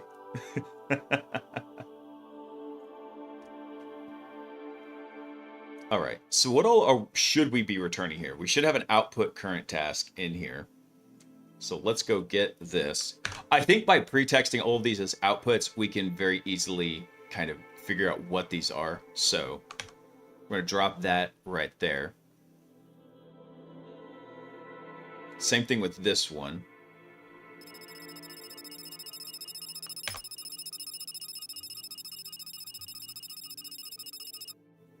Incoming transmission from Marano Gumby. Anything for you, Daddy? No. No. No. I don't know if any of y'all have seen the anime Solo Leveling. I have not seen the anime. I read the manhwa. It's not a manga because it's Korean, but I read the comic book, whatever the heck it's called, manhwa. And in there somebody made these videos.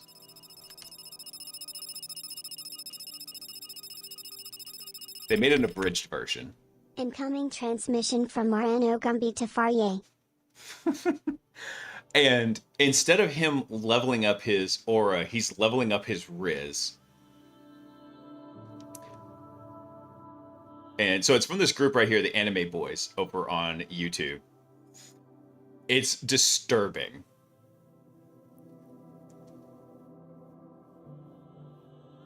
Hang on one second. I don't know if I actually have the audio set up correctly. Let me look at something real quick.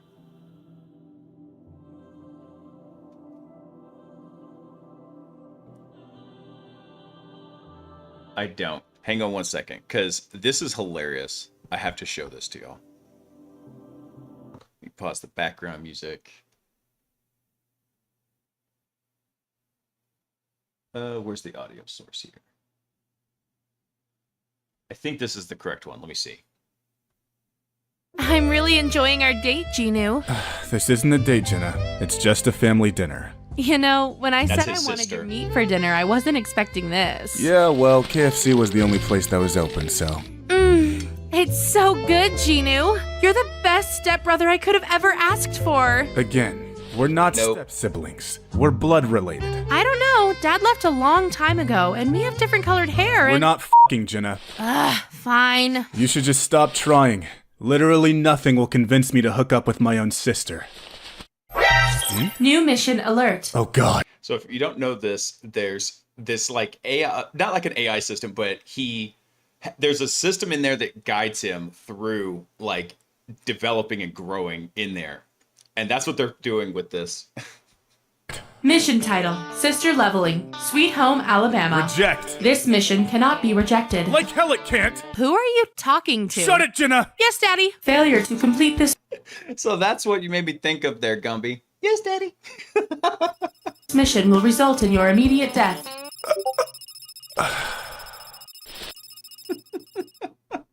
Incoming transmission from Marano Gumby. Yay, it is so crunk. It's messed up. No one hears about this. No one will hear except the neighbors. God, I hope you're adopted. I can't believe... So yeah, that's what you just reminded me of, Gumby. Thank you for that. It's freaking hilarious.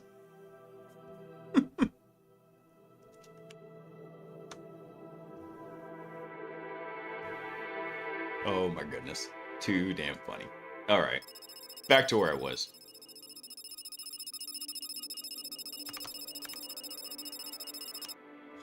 Incoming transmission from Marano Gumby. I love it. Link that shiz. All right, hang on. I think here's the playlist for it. I don't know where to get the rest of the episode. I've only seen the little short ones there, but that's the playlist over on YouTube for it.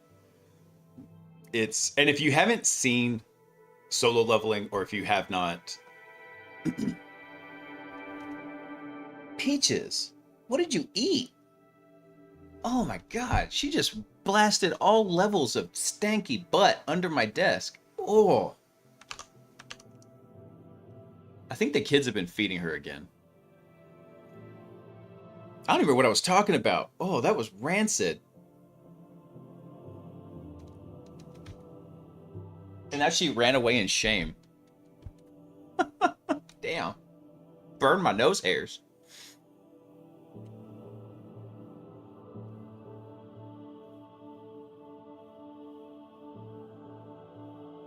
All right, I'm going to do one more right here. There we go.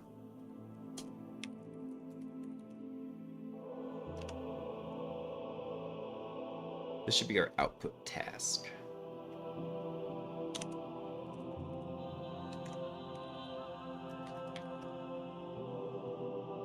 There we go. I don't have that imported. Okay, let's fix that real quick. Import that from utils.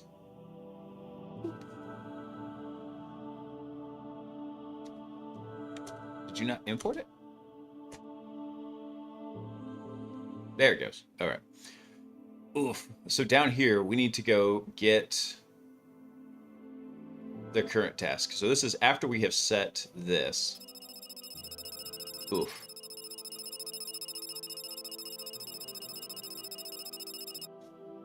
Incoming transmission from RNO Gumby. You were talking about solar leveling. Oh, yeah. So soul leveling, if you go through and read the comic book, it's really good. It's got a great storyline to it. One thing I find funny is, unlike any other anime-esque show, there's zero fan service to it. It's just straight to the story, even though it's like set up for it. It's a really good series. I've not seen the actual animated series yet.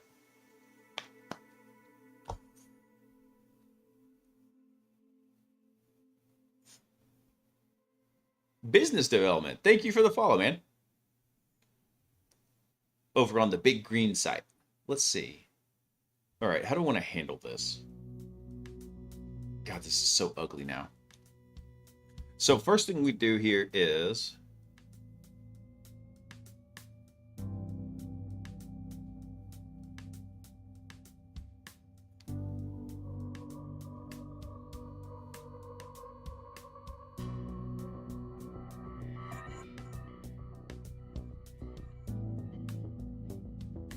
so we get the new current, get our new task. So our output current task right here. Ugh. So this right here is no longer going to be acceptable. So we got to swap this into all these places.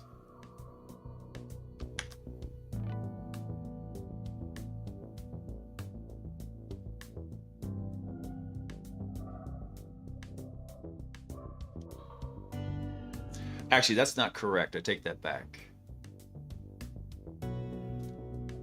I need to add an else statement in here. Else, we're going to do... Let me back those changes out real quick. Back it up. Back it up. Yeah, because we can assign this in here. So we can say the output current task is going to be from the state table. Ow. This guy right here. So we're going to make sure that is set right here. So it has to be set as it reaches this point. And then now we can use output current task everywhere. We're going to reference state current task right here. So take that, swap it in, swap that in, and swap that in right there. Same thing with this one. This was so much easier when I thought it was not passing by reference. Now we actually have to do proper coding. Damn it.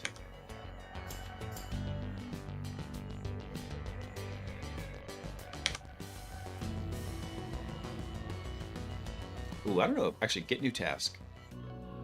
Does that return -1? It does return -1. It should return a none. I should update that.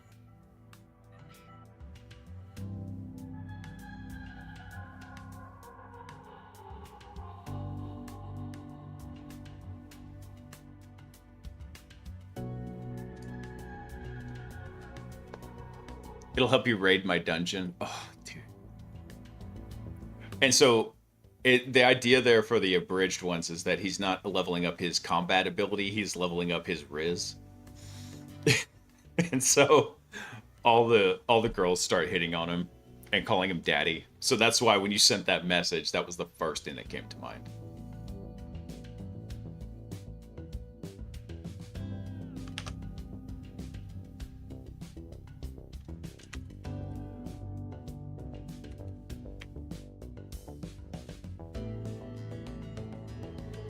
Returns none if no task found. Okay, we'll set that just like so.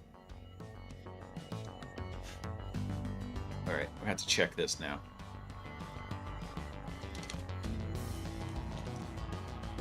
We'll say if that is none.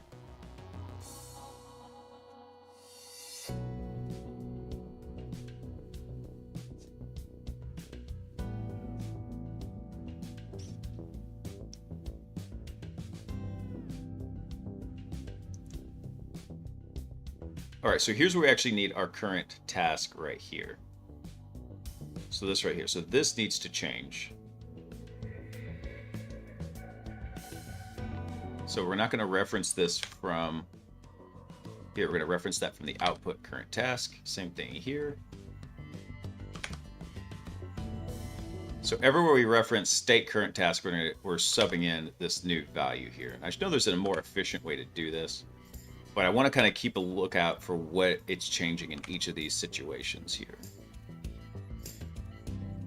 There we go.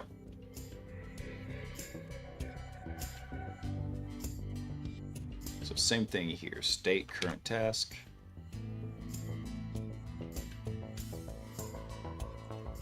Sorry, not sorry. I know you're not sorry.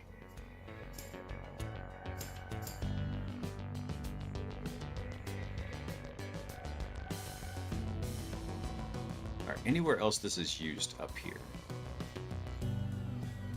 Yeah, right here.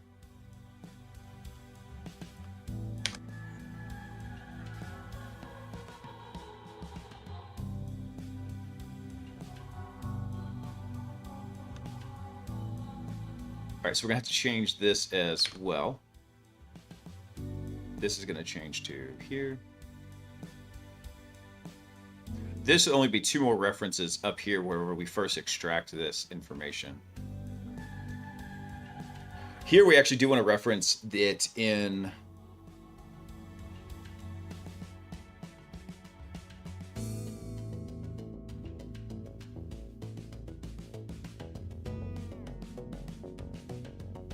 yeah, this is fine because we do want to reference this one here.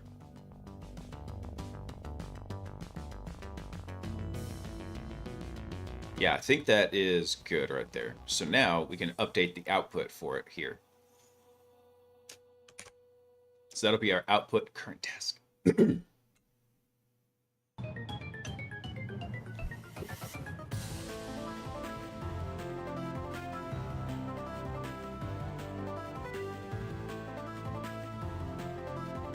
Okay, so we got all those updated. Now the next thing we have to do is this right here.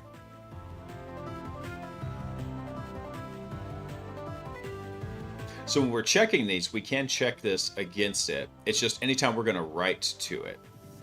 So that would be this one right here. So did we already grab the output task? We did.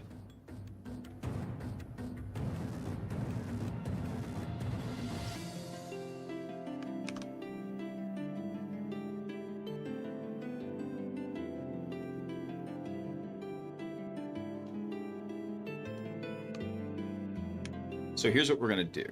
We're going to do like this. We're going to say that is going to be equal to here. Take this out, and then we're going to say the output task. There we go. So the output task status is now going to be set to working, just like that. Okay. So where else did we reference this? So we reference hosts and we reference tasks right here. So we'll do the same thing with this one right here. So where was that? Where's that last one set? It was set right here. So no matter what, it can't get down to this section here.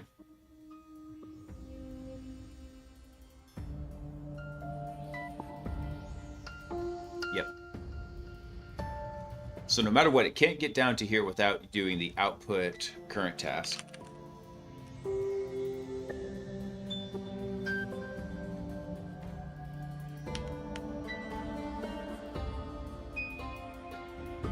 There we go. So we'll say the pre-flight check for this one's going to be true.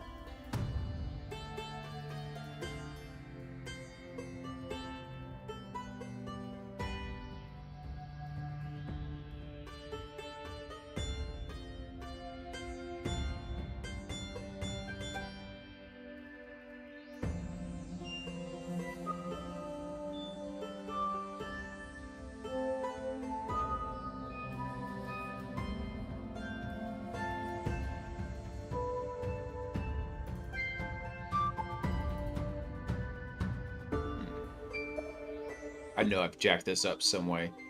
There's a disturbance in the force. All right, let's come back up here real quick. Call this output host. And that's going to be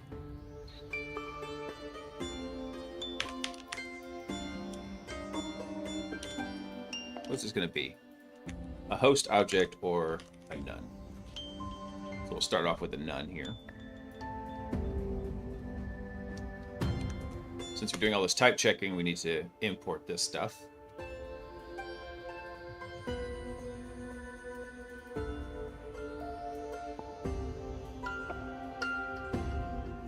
We're going to have to define a reducer for hosts also.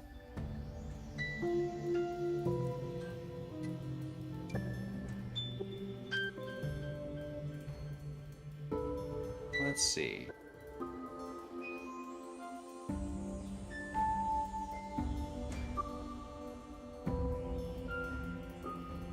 So let's do this. Let's say our output host.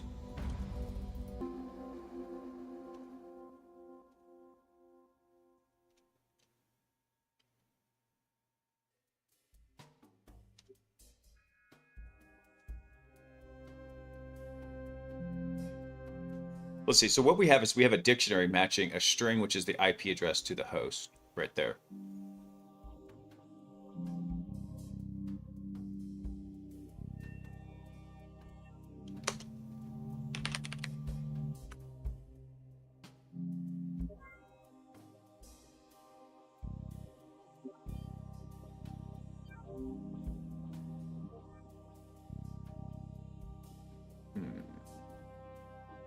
I'm going to annotate this real quick. So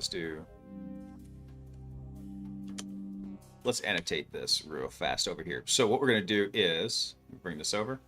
We're going to annotate this with a new reducer for the host. So that's the first option there. And then this is going to be our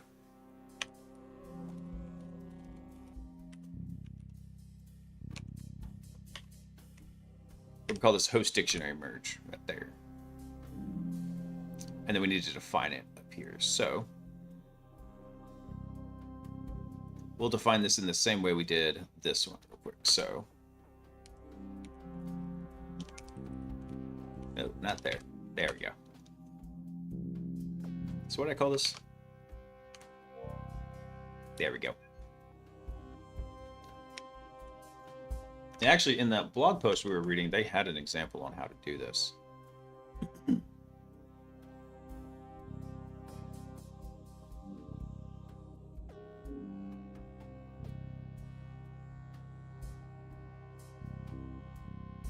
Here we go. So this one's real easy right here. Just like that. So actually, we could even just do a dictionary merge in here. We don't have to do it necessarily for host. I'm going to leave it broken out for now. But this will do a spread merge across it. You didn't copy that, did you? Copy. You're killing me, Smalls. There it goes. Hey, guy. What's up, brother? Happy Sunday, dude. All right, so we have our host dictionary merge coming in through here. We have our current and our new. Yeah, that should be just fine right here. So now,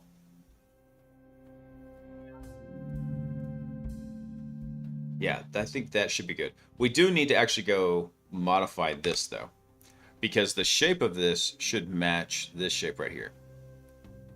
So what we'll do is we'll say this is not going to be a host value. It's going to be a dictionary matching a string to a host object, just like that.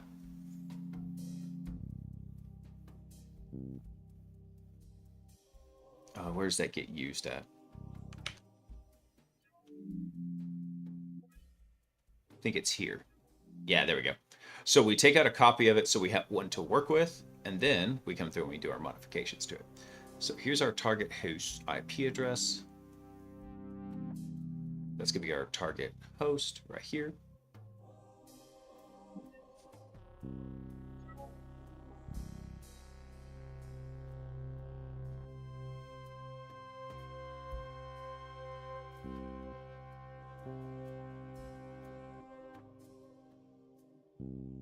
Yeah, there we go. That's right. We have a function here to create a stub for our host. Basically, instantiate it with the very minimum aspects to it. Then we put this in.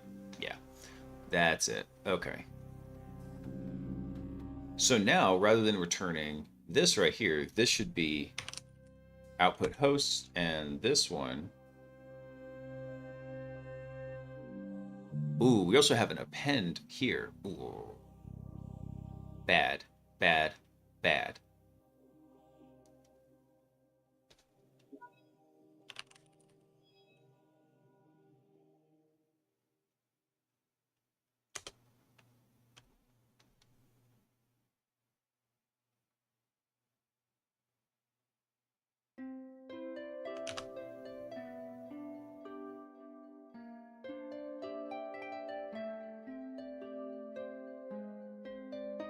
Yeah, so we actually don't need this in here. Forget about that. Because we already targeted the one particular tool in here. So there we go. So for our output task, we put that in there, and then we should just be able to sub this in like so, hopefully.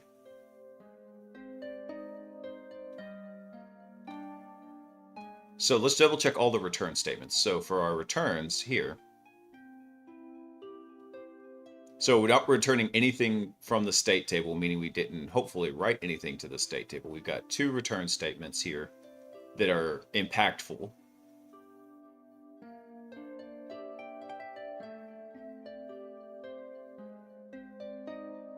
Let's see if the code will hot load. Okay, it did. Let's double check, make sure I'm actually still connected up. Let's kill a VPN real fast and restart it just for good measure. All right, what was our target IP? Let's do an initial test run of this real quick. So there's our target IP address.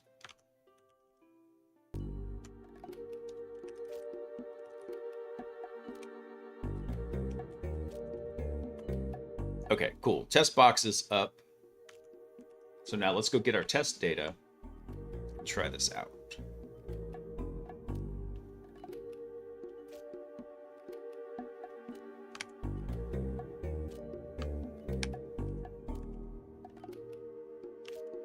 And then what we'll do is we're going to come back over here to Stinger to do the initial test run.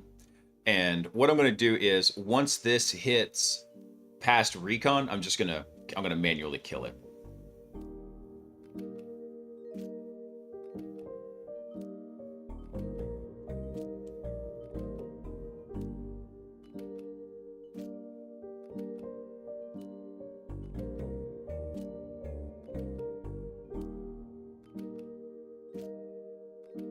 Did it die immediately?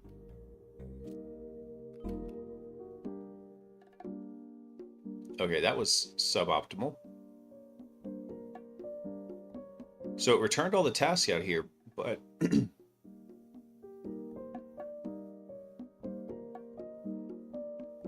why did it go to Stinger handoff? What the hell?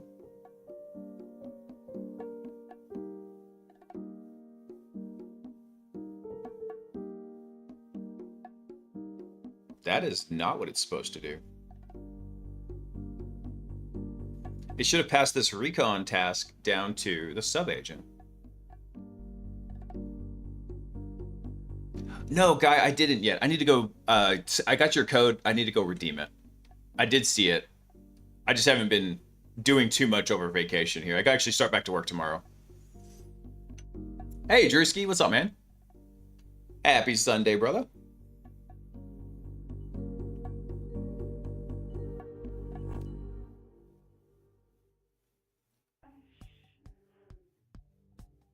So why did the Stinger agent... Why the heck did it go to handoff? What the hell?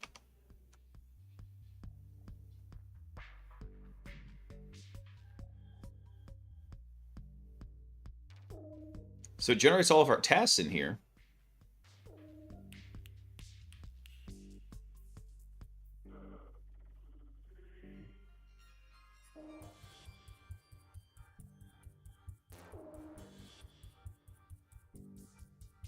Here's our input. That makes sense.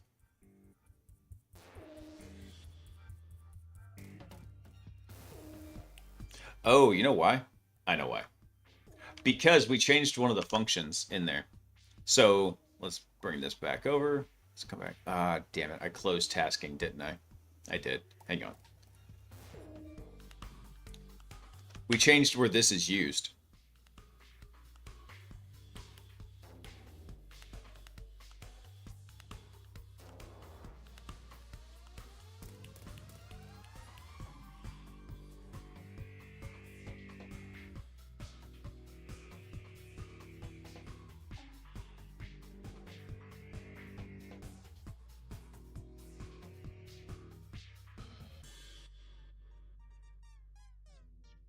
What the heck? Something changed in Stinger? That makes no sense. We haven't made any changes to Stinger. Nothing should have changed over here.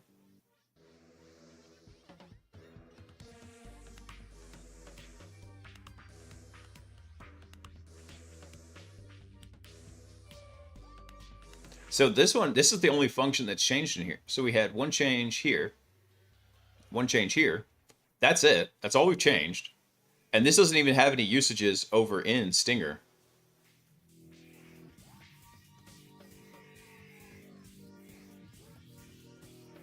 Task basic info. Did I change this? No, that didn't change.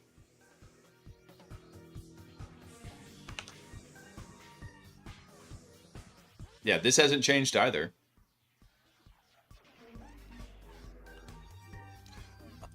Did we change something from last night, though?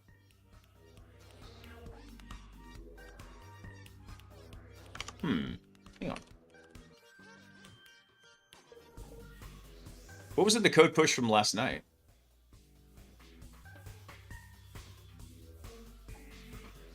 We did change something in tasking last night. We changed the initial access exploit.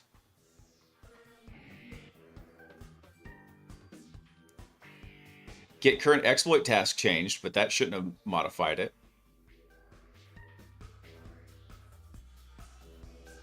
We didn't change Stinger at all. Output formatters, what changed here? Hey, Ty, what's up, man? Any success? So, Ty, we're having to go back through and do a lot of refactoring because we found out that when the state object gets passed from node to node, if you make changes to that state object, it's being passed by reference. So it's changing the state even in places we didn't want it to. So that's what we're doing. Job hunting before going to the airport? Gotcha.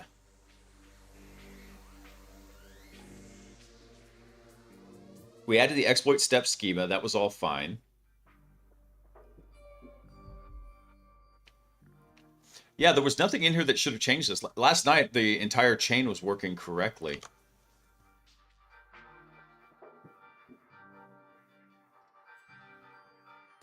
So the Stinger agent here calls goto. Goto gets pulled from task agent task. Let's see. So over here, it enumerates the task. It sees do any of them have a new value in here.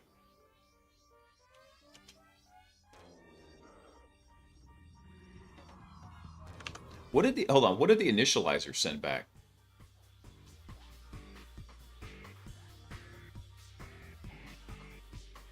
Oh, the initializer, actually, hold on. So no, the initializer looks like it's good. It should have reached this first entry in the task list because it was status anew. Should have routed it to recon. Yeah, Ty, it was very discouraging to realize that. So we're refactoring the recon agent first, because then the changes in the recon agent should be very simple to propagate over to the enumeration agent, and then we'll start using that as kind of like a roadmap for the exploitation agent and fixing up all of that. Ugh.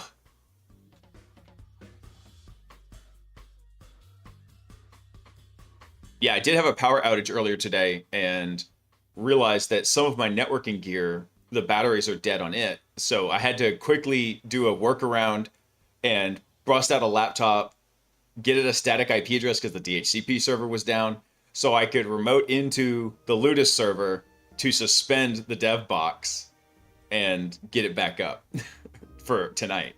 Thankfully, the power was out It was only up for about 10 minutes, and with Ludus and the NAS running on it, it have 27 minutes of backup power. So I would have had plenty of time, but yeah, I did have to go make sure and get the server shut down gracefully.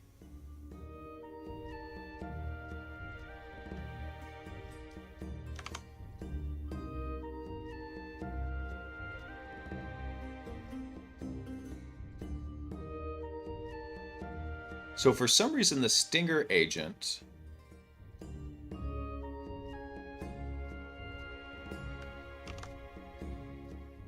So yeah, the initializer looks like it's fine. So for some reason, let's go walk through Stinger real quick. So there's initializer. Here's the Stinger agent.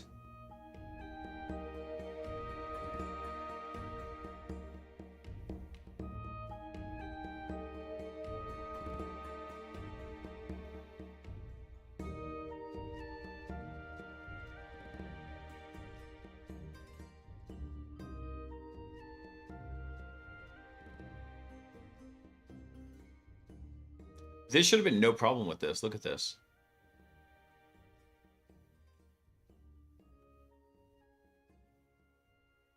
So why was that set to -1?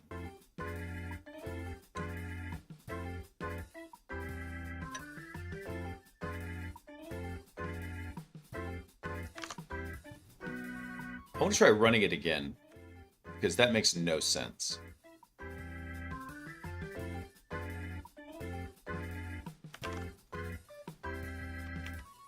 Let me make a new thread here.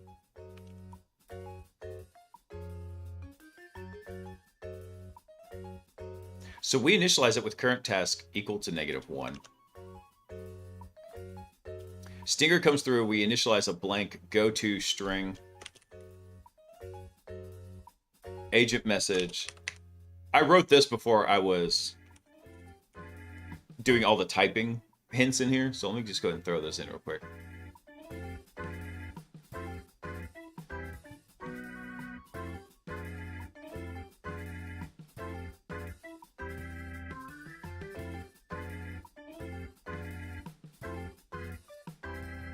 So this enumerates from agent in here.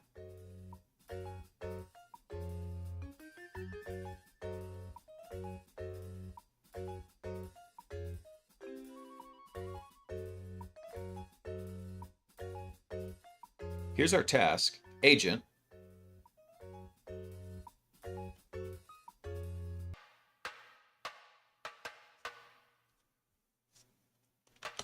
It doesn't like this typing object.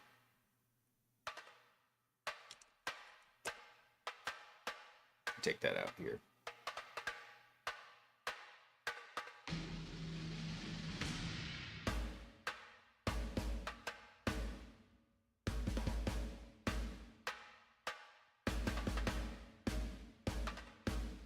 Oh, actually, let me change that. That shouldn't be... That should be a list of, I think it's base message. AI message? Yeah, that's fine. There we go.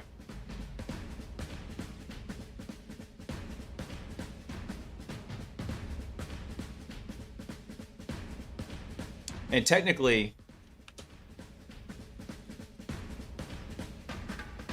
this really should just be a string, but... And see, here's the dumb part. Like, expected a string, got... It could be any of these or a string. So, yeah, I'm just going to leave that in there, because the type check is bunk on there.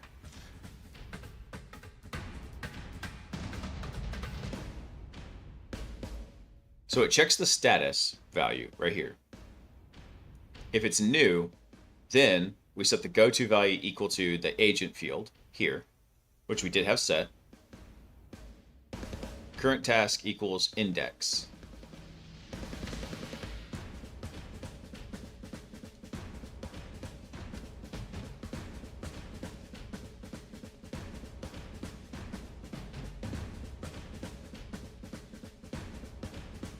So for some reason here it says that there's no, so we did put this in, hey, if we don't have anything, just go to the handoff.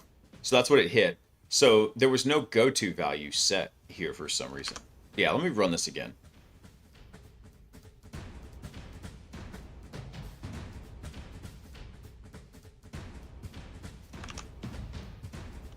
All right, what the heck is going on here?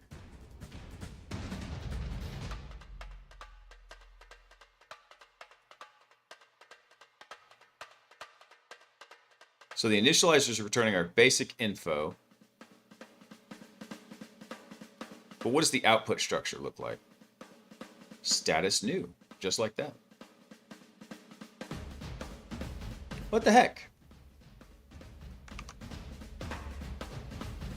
This was literally working last night. Nothing about this should have changed.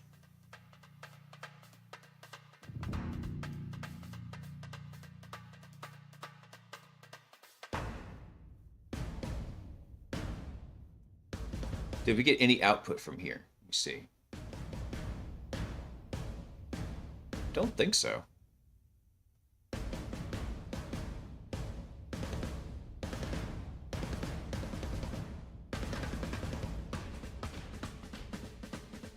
So we go over the state task list.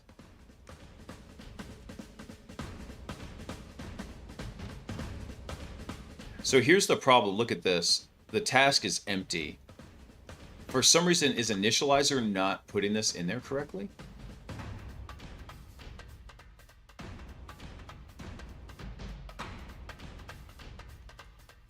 Now, something is rotten in the state of Denmark. Because initializer, we come look right here. Here's our output. We have the full list of tasks in here. Oh. You know what? I know what's happened. This is what it's returned, right? Our task list merge has a fault in it. That's what's happening. So what are we returning? We're returning a list. So we're in this function right here, right?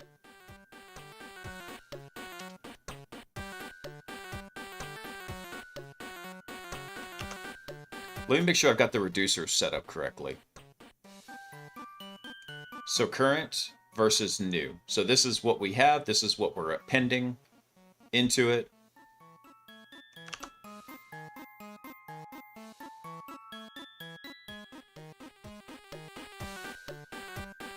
So what should happen here? So if we're in this branch right here, so we're in this execution branch, we look at the, oh, I know what happened. We iterate over the current list. There is no current list.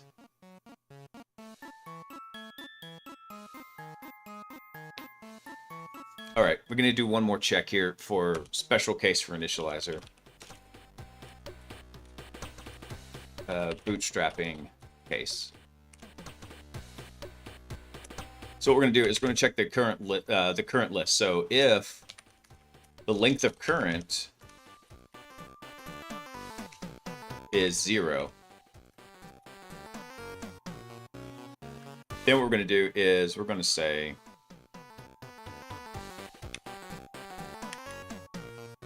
output is just going to equal new. There we go. So that's what happened. Yeah, so it iterates over the current list. This list assumed there was something already in there. If there's nothing in there, then we just need to populate it with the new list. Yep.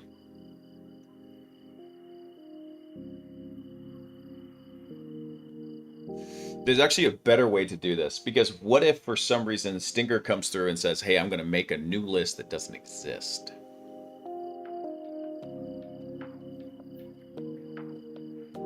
I know what happened. You broke it. Yeah, I did break it. Oh, that's not... This is a suboptimal case here, actually.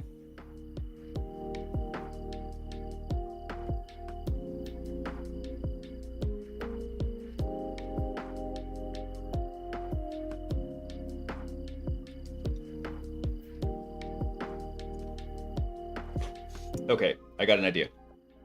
So what we're going to do is we're going to do one more check here. Let's take this part out. Let's back that thing up. I'm going to back it up real good. Oh, wait. Hold on. I forgot. I got to go do something real quick. Be right back.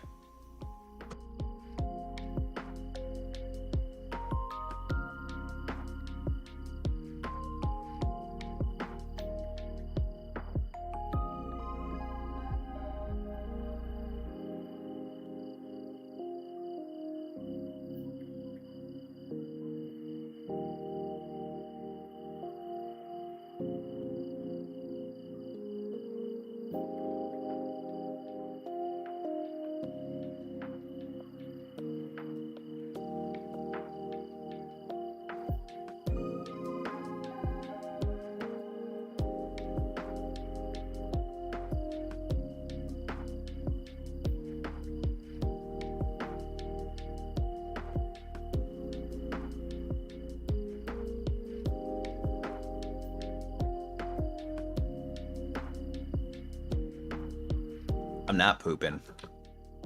I don't know. Maybe I was. Maybe I'm just the fastest pooper in the West. Actually, I was talking to Sock real fast because she was out there. I went to go take my my sleepy pills, and I told her about Peaches just ripping an absolute stanky fart under my desk, and her response was, "Yeah, Honey Badger's been slipping her food."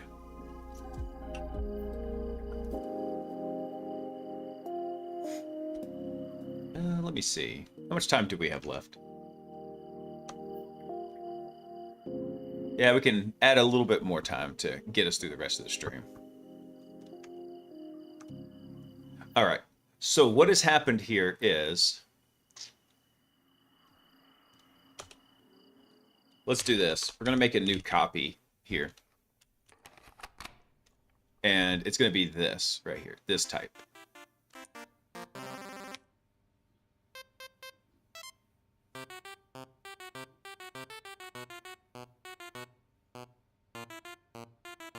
Actually, you know what we're going to do? Let's take this out real fast.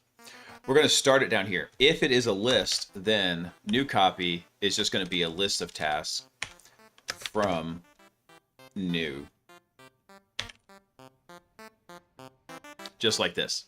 So, and you might be wondering, okay, what are we doing with this new copy in here? Well, what we're going to do is if we append this, we're going to pop it off. That's what we're going to do. I'm going to pop that thing off.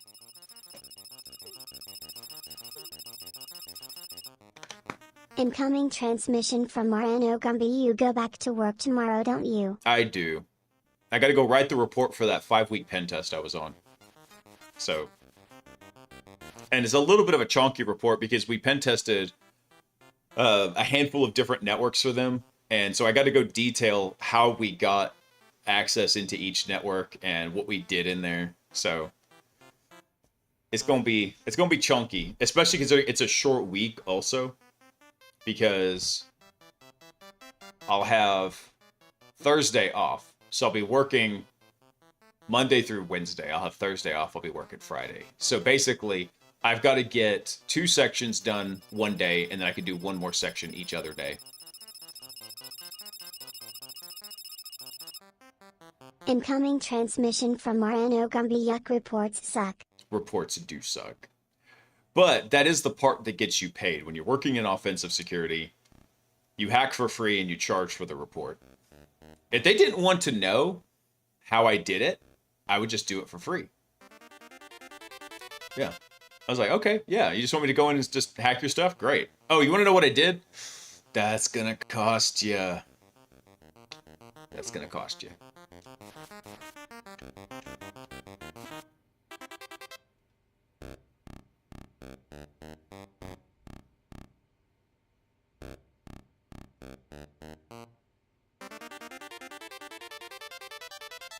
So here's what I want to do. So we're not going to use the new up here, right? We're not going to use this. We're going to use this new copy, I guess. I guess technically we could use new. Yeah, actually, come to think of it, I don't think we need this. Here's what we're going to do.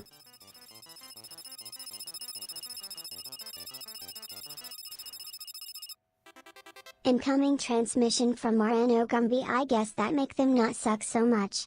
Yeah, right. All right, so we have our matching logic here. So if the match is true,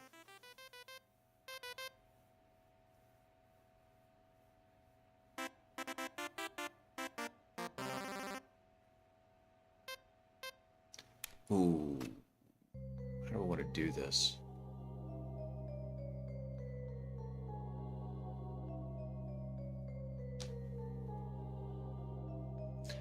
Damn it. There's got to be a better way to do this. What I was thinking about doing is treating this like a list and popping them off.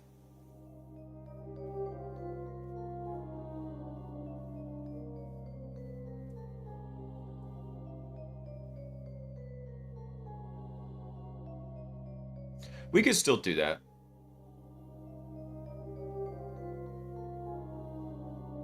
Let's adjust this real quick. So rather than iterating over each of these new tasks in here, Let me just see about something real quick. Python delete item from the list.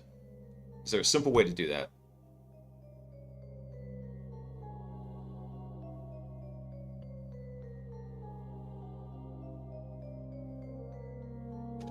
Remove object from the list. So you can still use remove. So you can remove an object from a list using several methods. The remove method deletes the first occurrence, specified value from the list, erase it if it's not found. So to remove an item by its index, use the pop method, which also returns the removed value. If no index is provided, it removes the last item. Oh, okay. I didn't actually realize you could provide an index to pop something mid-list off. So I wonder if we could actually do that.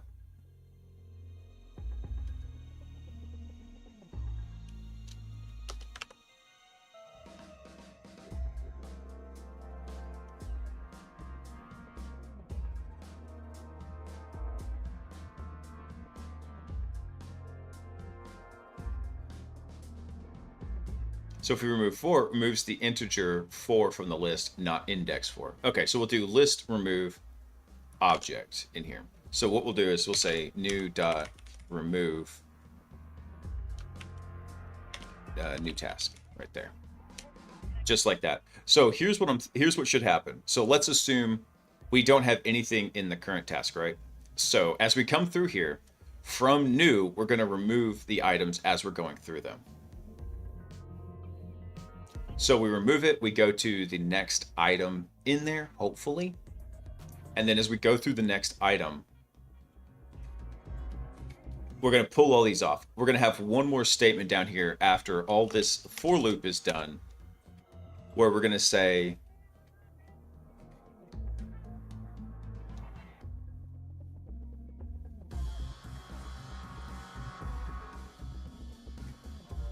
we could just append it onto that. We'll say output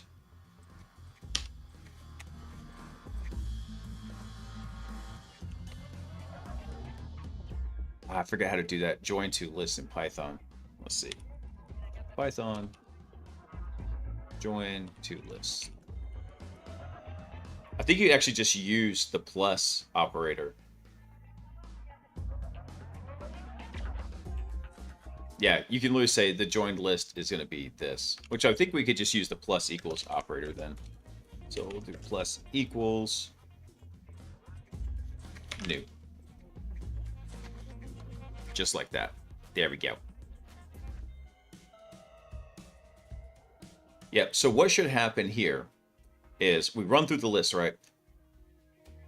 Because what are our options here? So our options are we have an empty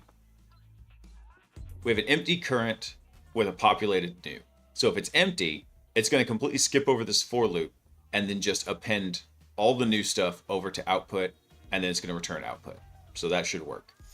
If we have the same items and they've been updated, right, then it's going to come through here and it's going to update them accordingly and remove them as it finds them. Cool. So that should work. I think this will work. We'll go try it. Let's save that. See if everything hot loads in. All right, looks like it did. So let's, you're not gonna let me rerun that? That's okay. Actually, we can do this from here. Minimize that, minimize that. We can actually rerun from the initializer here. Oh, can we? I don't think we can. I think we can rerun from here though. We can definitely rerun from user input. Because I think the reducer has already happened at the end of the initializer function. Okay, we got to recon. However, we got a type error. So what's our type error here? Actually, let's go look at that trace real fast in here. So after initializer, what does Stinger get? Stinger should get everything. All right, awesome. We have all of our new tasks right here. Boop. Excellent. So we go down to the recon and into recon agent. What is the error that we get?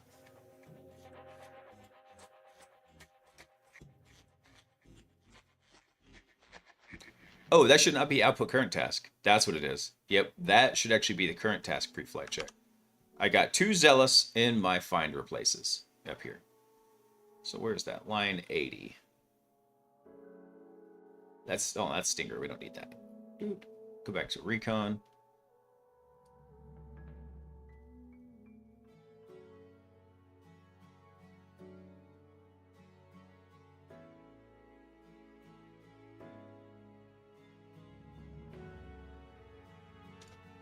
Oh, that should be output current task. That should be output task, right? What was that variable? Yeah, output task. There we go. That's what that should have been. All right. Good. Easy peasy lemon squeezy. So we can rerun from here.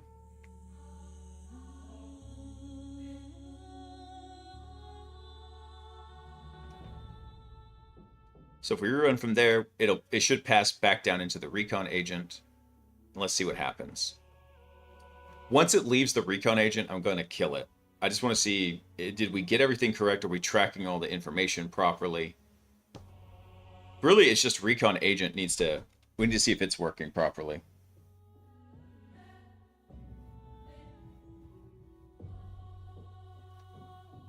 So the tool node right now should be running nmap.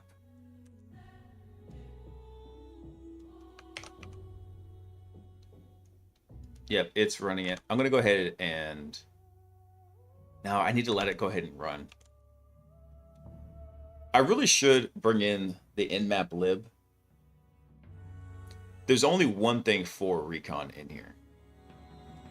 All right, cancel. Let's go see how it worked out in here. So, from here, we run recon. It went down into enumerator. We killed enum. That's fine, because we want to see what it did over here. So for our recon agent, we look at the input. We have our single host, and then we have all of our tasks right here. Recon has been set to working. Where was recon set to working, though?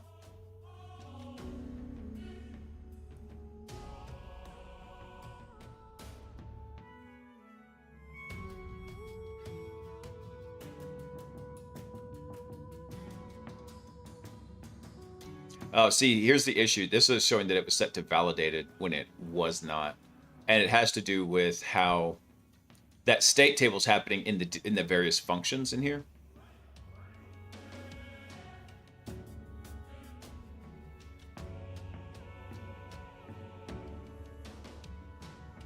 Status validate. Damn it, this is screwing up all the tracking. Because this is the only node that we've done the updated tracking on. So the tool node, the output formatter, host update, and validator, we still have to go finish updating those. Oof.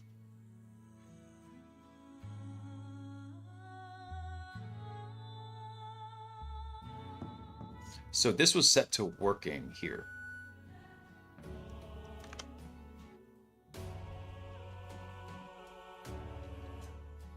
Where did we set that to working node?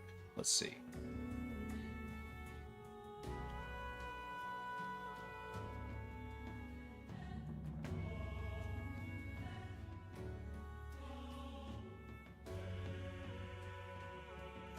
Let me see. Where do we actually check for this here? Let's see.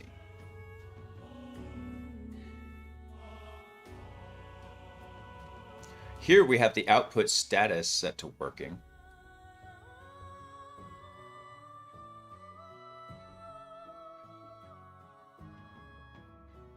Gumby, I just saw the pinned message you put up. That's hilarious. Just remember the chat. Chat, the feds are here to watch what you say. All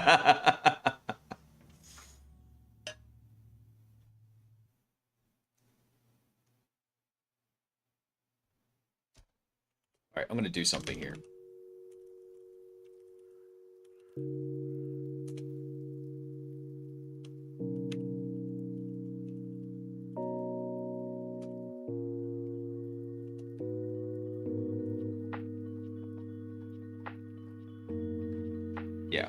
I'm going to drop this in so we can see what it happens actually as it comes through and it runs through this again.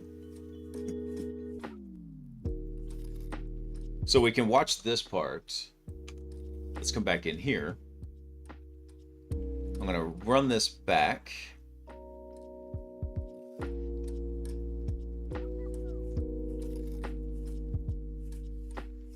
Okay, so here's where we enter recon. Right here. So what I'm going to do is rerun from here. When it enters recon, when it gets down to the tool node, I'm going to cancel it.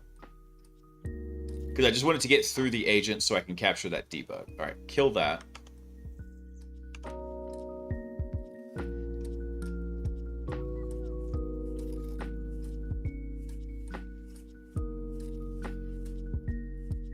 So the task is scan the target, how many ports are open. Pre-flight check is false. Status is new. Ooh.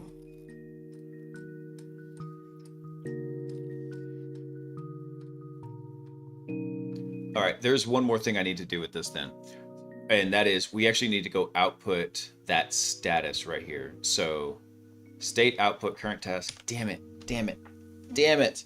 So what's happening is, what I suspect is happening is when we set this here, so the output task is set as this, right? What I suspect is happening is this is referencing an object, right? And this is not the actual object itself. This is a reference to the object in memory. So here's what we're going to do. We're actually going to go spit this out right now. So after we set this to working, we're going to do another annoying debug for this value right here. If this value shows that it's working, and in fact, we can even make this simple. No, I'm just going to leave it like that. If this shows that it's working, then this just got a lot more freaking complicated. Oof.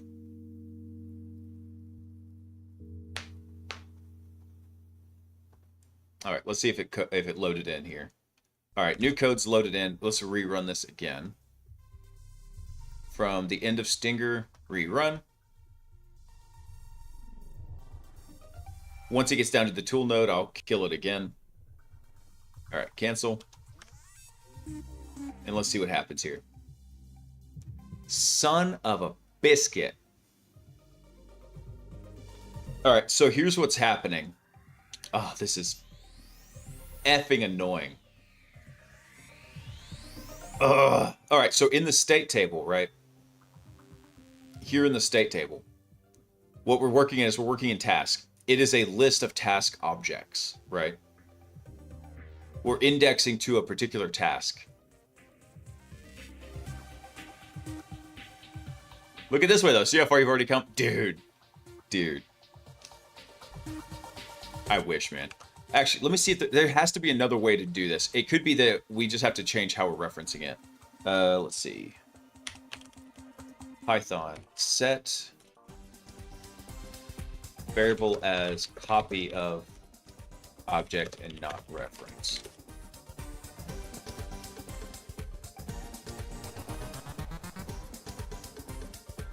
Good old Stack Overflow. What do we got here? The copy module is going to give you fine-grained copy control you're looking for. So copy.copy is guaranteed to do a shallow copy where a list will contain references to the old data, but will all be a new list or other container. You can use deep copy to get a deep copy where the elements themselves will be copied, which I think will work just fine, because if we look at the task, this is a task object, and task is, it's referencing a potential exploit task, but that's not a big deal.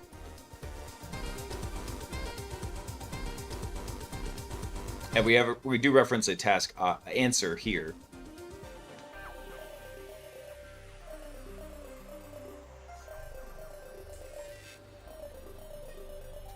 Dang it.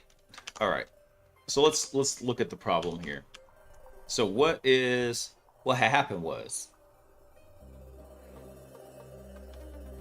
let's clear all this out. Do that. All right. So here's what's happening is we have our state table, right? And in the state table, we have a key called task. And that is an array of task objects in here. So like, let's just do task 1 and task 2. So we have task 2 right here. Each of these points to a memory location. So that's in a memory location. This is in a memory location here. So what we did is we defined a new variable. So we'll call this like our new task. And that new task, what we did is we set it was equal to this guy up here. But in actuality, it didn't make a copy of it. It really just pointed down to the memory address. So then when we assign something to here, this is the flow of it. It's coming to this variable, but really it's flowing to this memory address right here and landing in this spot.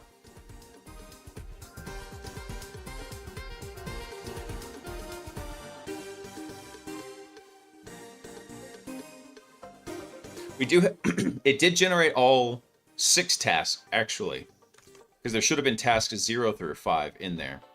So we have 1, let's see. Yeah, we have 1 to 5 in here.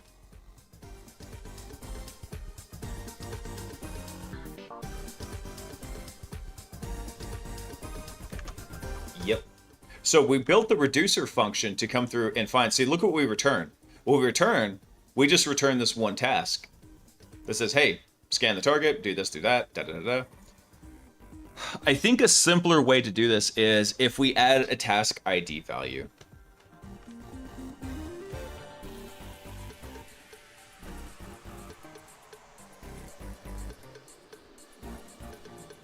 Yeah, I think that's what we're gonna have to do is like we did with the the exploit steps in the task here. I think we're gonna have to do that.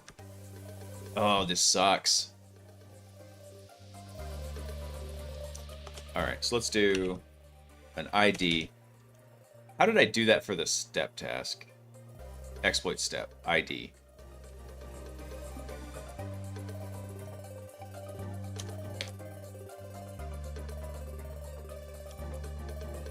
Tracking ID, it will never change. Okay.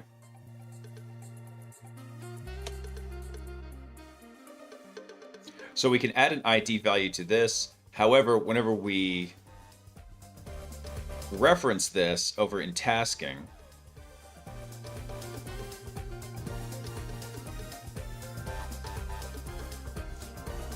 expand task basic info, we need to add the ID value to this. So our ID,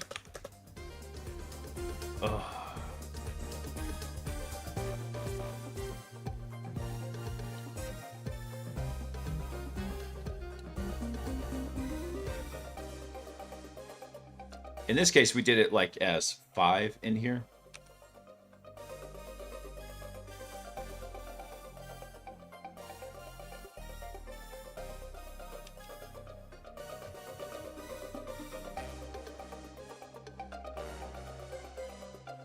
What are the chances of a collision on that? Let me think about this. So what we're doing is uppercase, so that's 26 plus 10, so that's 36. And we raise that to the, where's my exponentiator? I don't want to square it. There it is. Raise that to power of 5. So we have like 60 million combinations with a 5 letter. Okay, so this should be fine right here. So what we'll do is we're going to copy this same thing up here. So now we'll have an ID value where we can track these here. That means this actually makes it a lot simpler because now what we can do is we can use the reducer to go through and just look at the ID value. So now we have a unique ID value. This was a very cool exercise. However, it needs to go away. So here's what we'll do.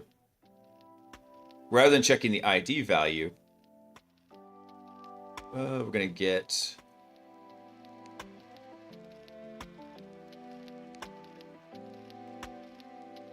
Yep, we'll just get the ID, just like this. Take this out, and now what we're going to get is this is going to change this to our task ID value,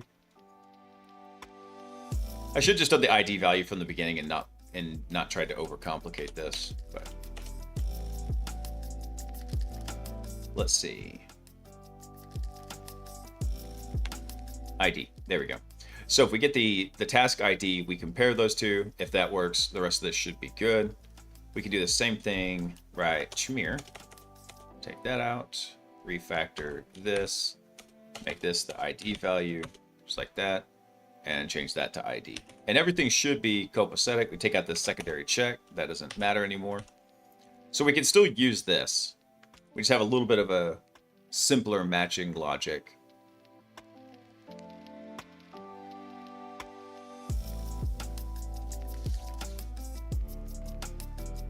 Yeah, part of me feels like, Ty, what I need to do now is in each of these objects, give them a tracking ID value.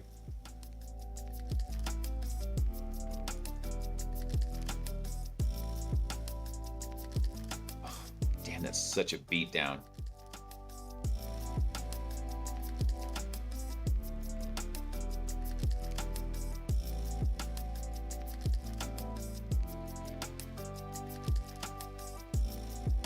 So the question is, do we do a shallow copy or do we do a deep copy?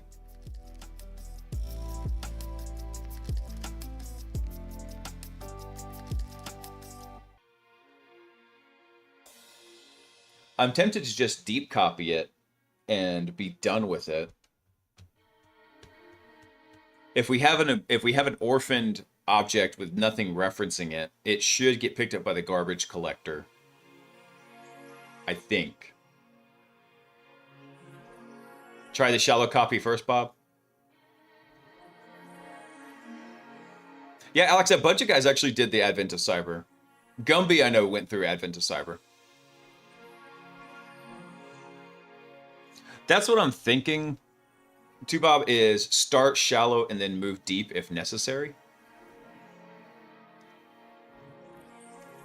Ugh, this sucks. All right. Let's come through the recon agent again. So what we need to do is find the initial setting of each of these. We didn't output the current task? What? Yeah, it's used down here. For some reason, this thing says it's grayed out. What are you talking about? It's never used. It's used all over the freaking place.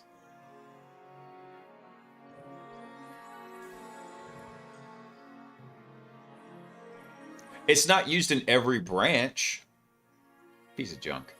It is absolutely used. All right, let's go see where these actually get assigned at. So this one is, that's fine. It's an integer. It shouldn't, since it's not an object, it's not a collection of other data items. That one should still be good.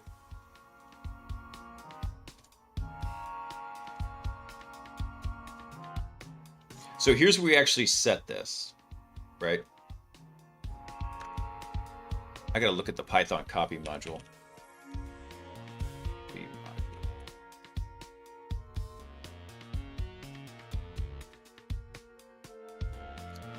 So we have copy, deep copy, and replace. Creates a new object of the same type as object, replacing fields with values from changes.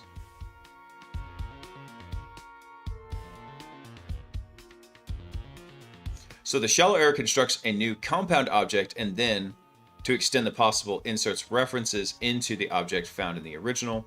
Deep copy constructs a new compound object, and then recursively inserts copies into the objects found in the original. Yeah, this is going to be a lot more computationally intensive, so I think that's a good call, Bob, is start with the shallow copy. Make sure it's, if it gives us errors, then we just move it to a deep copy.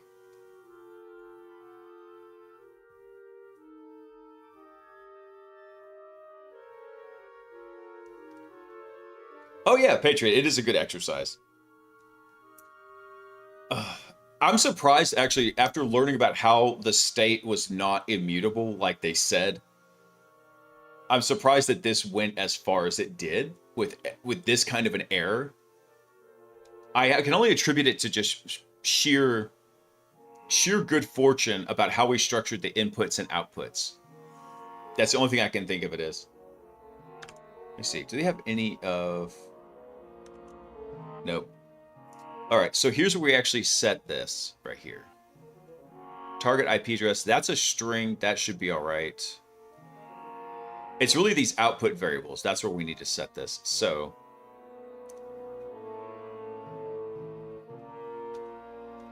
what do I do here? Do I do copy? What was the values here? So copy does the shallow copy.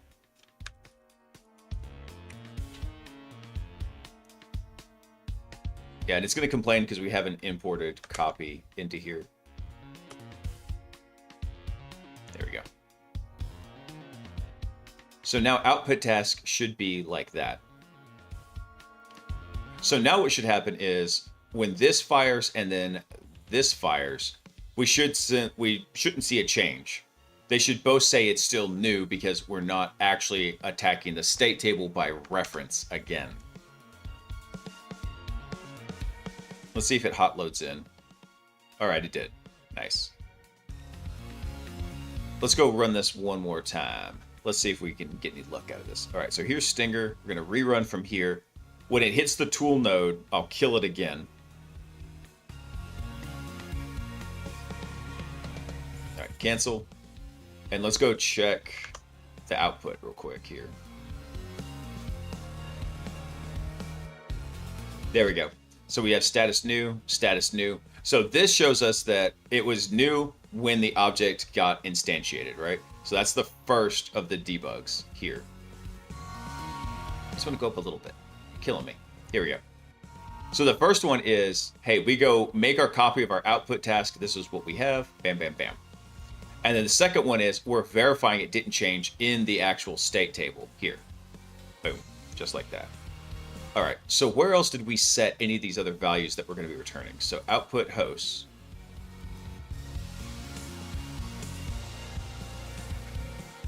Okay, same thing here. So this one needs to be a copy.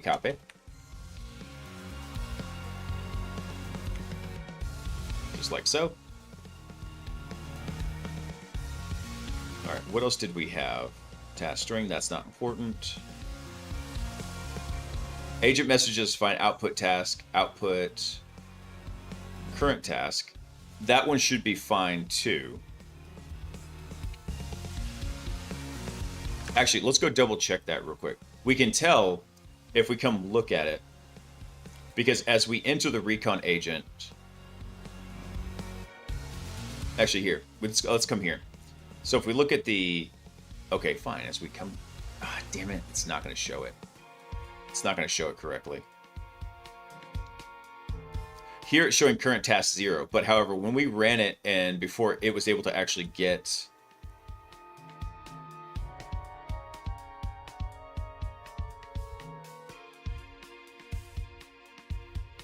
Hey, let me just check it real quick. Python, let's see. Does Python pass ints as reference? I don't think it does.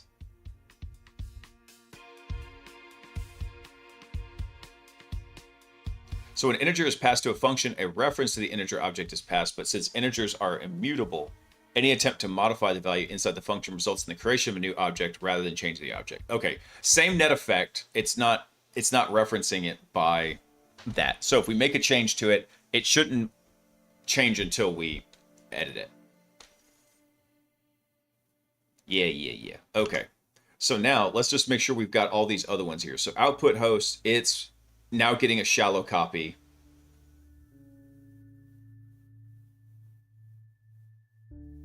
And then what about output current task? That was an integer. We should be good there. And then output task, we did. Where was that defined? Here we go. Yep, and that's defined as a shallow copy also. Okay, so those were, I'm going to run one more. Uno más execution, por favor. It did not like that. Why did it not like that?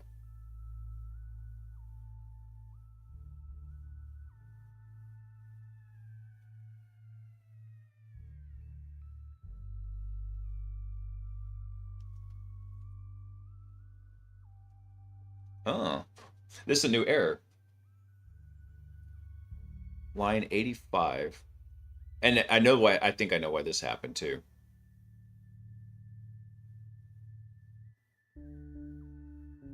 Because we don't have any hosts to find yet, do we?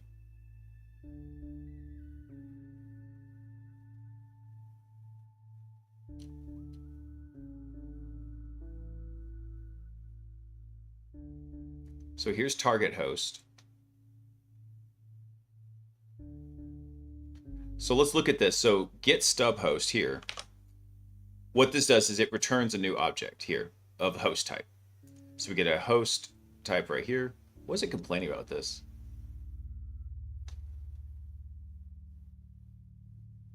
Oh, damn it. Okay. That should be... I forgot we added initial access exploit type in here. And so for the host object,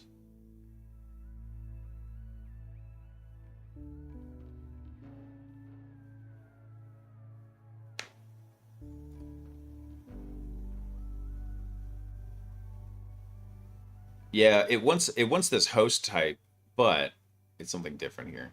I don't want to handle that.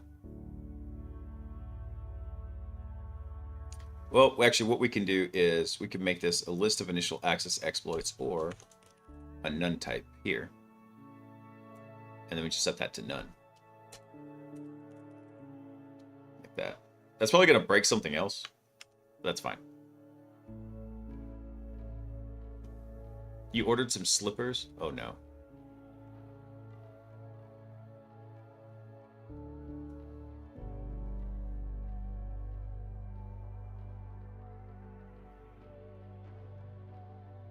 Ooh, those look very comfy, actually.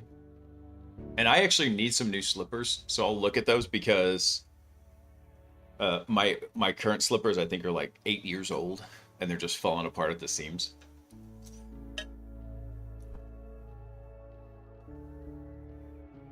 All right, so here's our get stub host. So get stub host right here makes our target host, right? And it goes and gets from the state table, gets our current task and our target IP.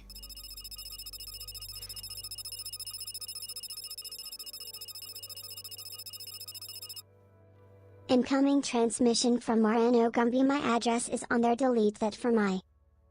Your address was on there? No. It didn't show me your address when I clicked on the link.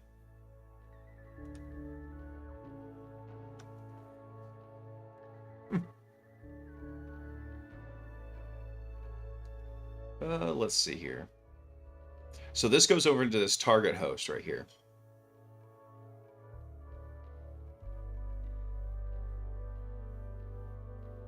And where did it say the error occurred? It said at 85. Oh, here's why. Because we're referencing state hosts. That's not going to work. This needs to be output hosts right here. Boop. There we go. Because now this is the one that we're going to be working with here. Okay.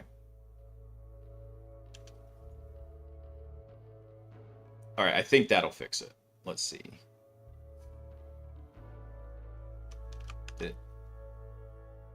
I guess it already did. All right, let's go try it again.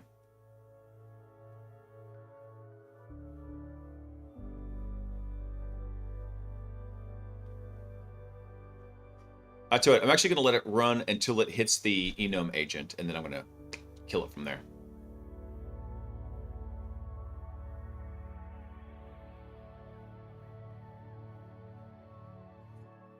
And Guppy, you're a mod. You can delete messages.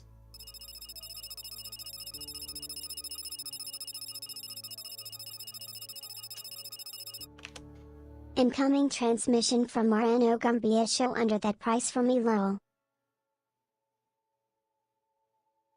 It didn't show for me, maybe because on that computer I'm not signed into Amazon, but I don't think it would. Anyway, don't worry about it. I got it. All right, cancel. So we hit the enum. Let's see if we can actually see the differences in the start and end now.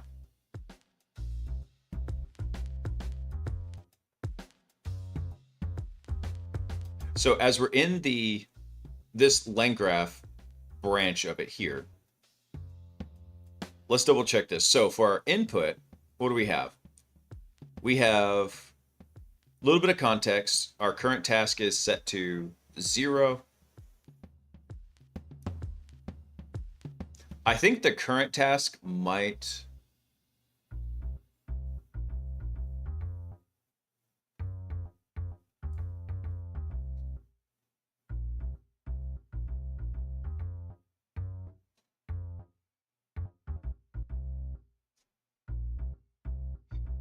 I'm not sure about this current task, actually. But let's take a look here. So, for task 0... Okay, we gotta fix that. Incoming transmission from Marano Gumby and won't let me delete my own messages for some reason. Oh, really? Huh. I didn't realize that mods couldn't delete their own messages.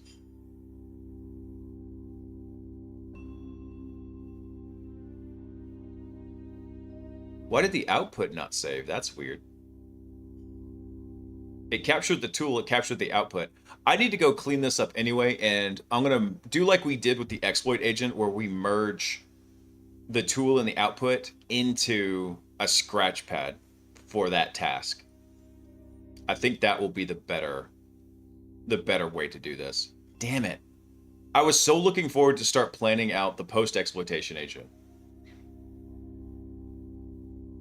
Oh, probably to stop you from deleting other mod messages? Gotcha. Gotcha. I do have to write the report tomorrow. All right. Yeah, that's where we need to wrap it up. This sucks. I was really hoping that by Christmas, the exploitation agent would be working. We were right on track for that. A little slow, but it was working yesterday. So a couple days after Christmas. Not shabby. However, now we're having to deal with all this proper memory handling bogusness. Some bogus. All right, InfoSec streams is still busted. I got hit with the same thing before. Oh, dude. Dude. Oh, well, at least we're learning something interesting, though, because now it feels like we have a lot more fine-grained control, though, Pop, because I don't have to return the entire array of everything in that primary key for the state table. I can just return the bits and pieces that I need and know that they'll get merged in with those reducer functions. So definitely learned something valuable. Doing a little bit more refactor earlier than I wanted. Ugh. Yeah, Ty, I did know there was going to be some cleanup. I was just hoping the cleanup would be further down the line instead of, like, right now. No, you clean up the code now. All right. Let me go ahead and push the code real fast. Let's see. Test data we don't want. State reducers needs to go. Actually, I need to delete state reducers. Roll back. Yeah, just get rid of that. State reducers is no bueno. Everything else in here. Yeah, we added a whole bunch. Okay. Let's see. Cleaning up state management handling. Damn it, Gumby. Incoming transmission from Marano Gumby. Yay, push it real good, daddy. No.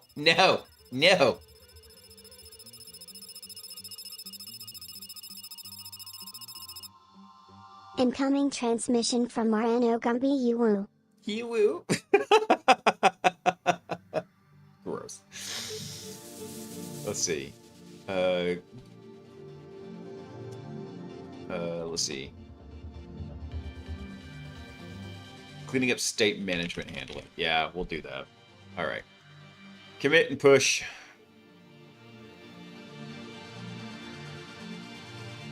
All right, new code updates are up on GitHub for everyone if you feel like poking around on it. Oh my goodness. It's so much to clean up. So much. But like I said, the good news is once the recon agent is done, we can compare a lot of the stuff in the recon agent over to the enumeration agent and figure out what updates we need to make there. And in fact, I may even go one step further and abstract out the recon and enum agents and make them instances of a single parent type object.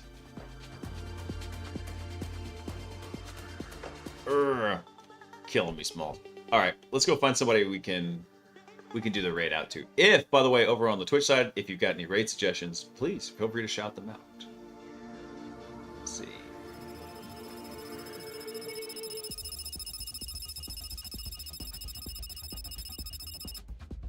Incoming transmission from Marano Gumby. Okay, I'm going to watch Solo Leveling. See you next time. It's such a good, like I said, the comic book was really good. I think the animation from what little bit I saw in Solo Leveling looked really awesome. It won't be so bad, Ty, because like I said, the structure is very, very similar. So we could take the recon agent, abstract it out into I don't know, some kind of, not a special agent, but we could abstract it out into like like some kind of standard agent. I don't know, we'll come up with a name for it, and then basically see like, okay, where's the differences and what do we need to change for it. That would be it. Yeah, it will be a lot of work. Let's see. CyberDoc just came on. He's going to be doing some more web hacking. We'll go maybe right over to him. Let's see. Let's see. Someone's doing Advent of Code. Who have that we're following? It's all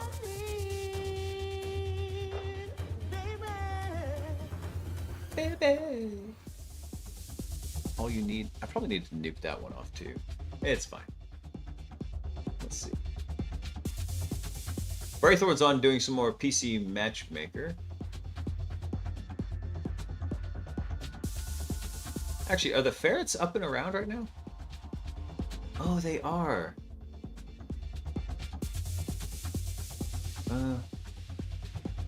Could always go raid the ferret stream because the ferrets are actually active right now.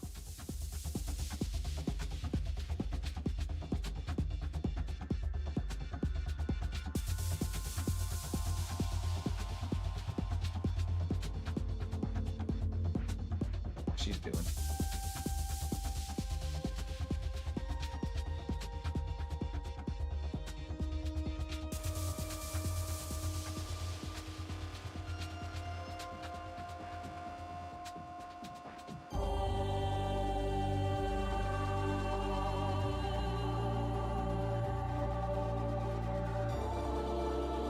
But let's go right over to Moonwood. I don't know. He's working on something fun. Yeah.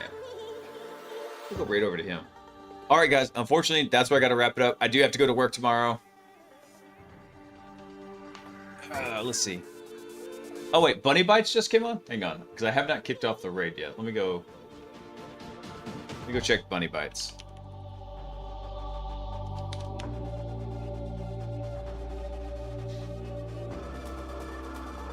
Doing some data engineering? Yeah, sure. We'll go give them a raid.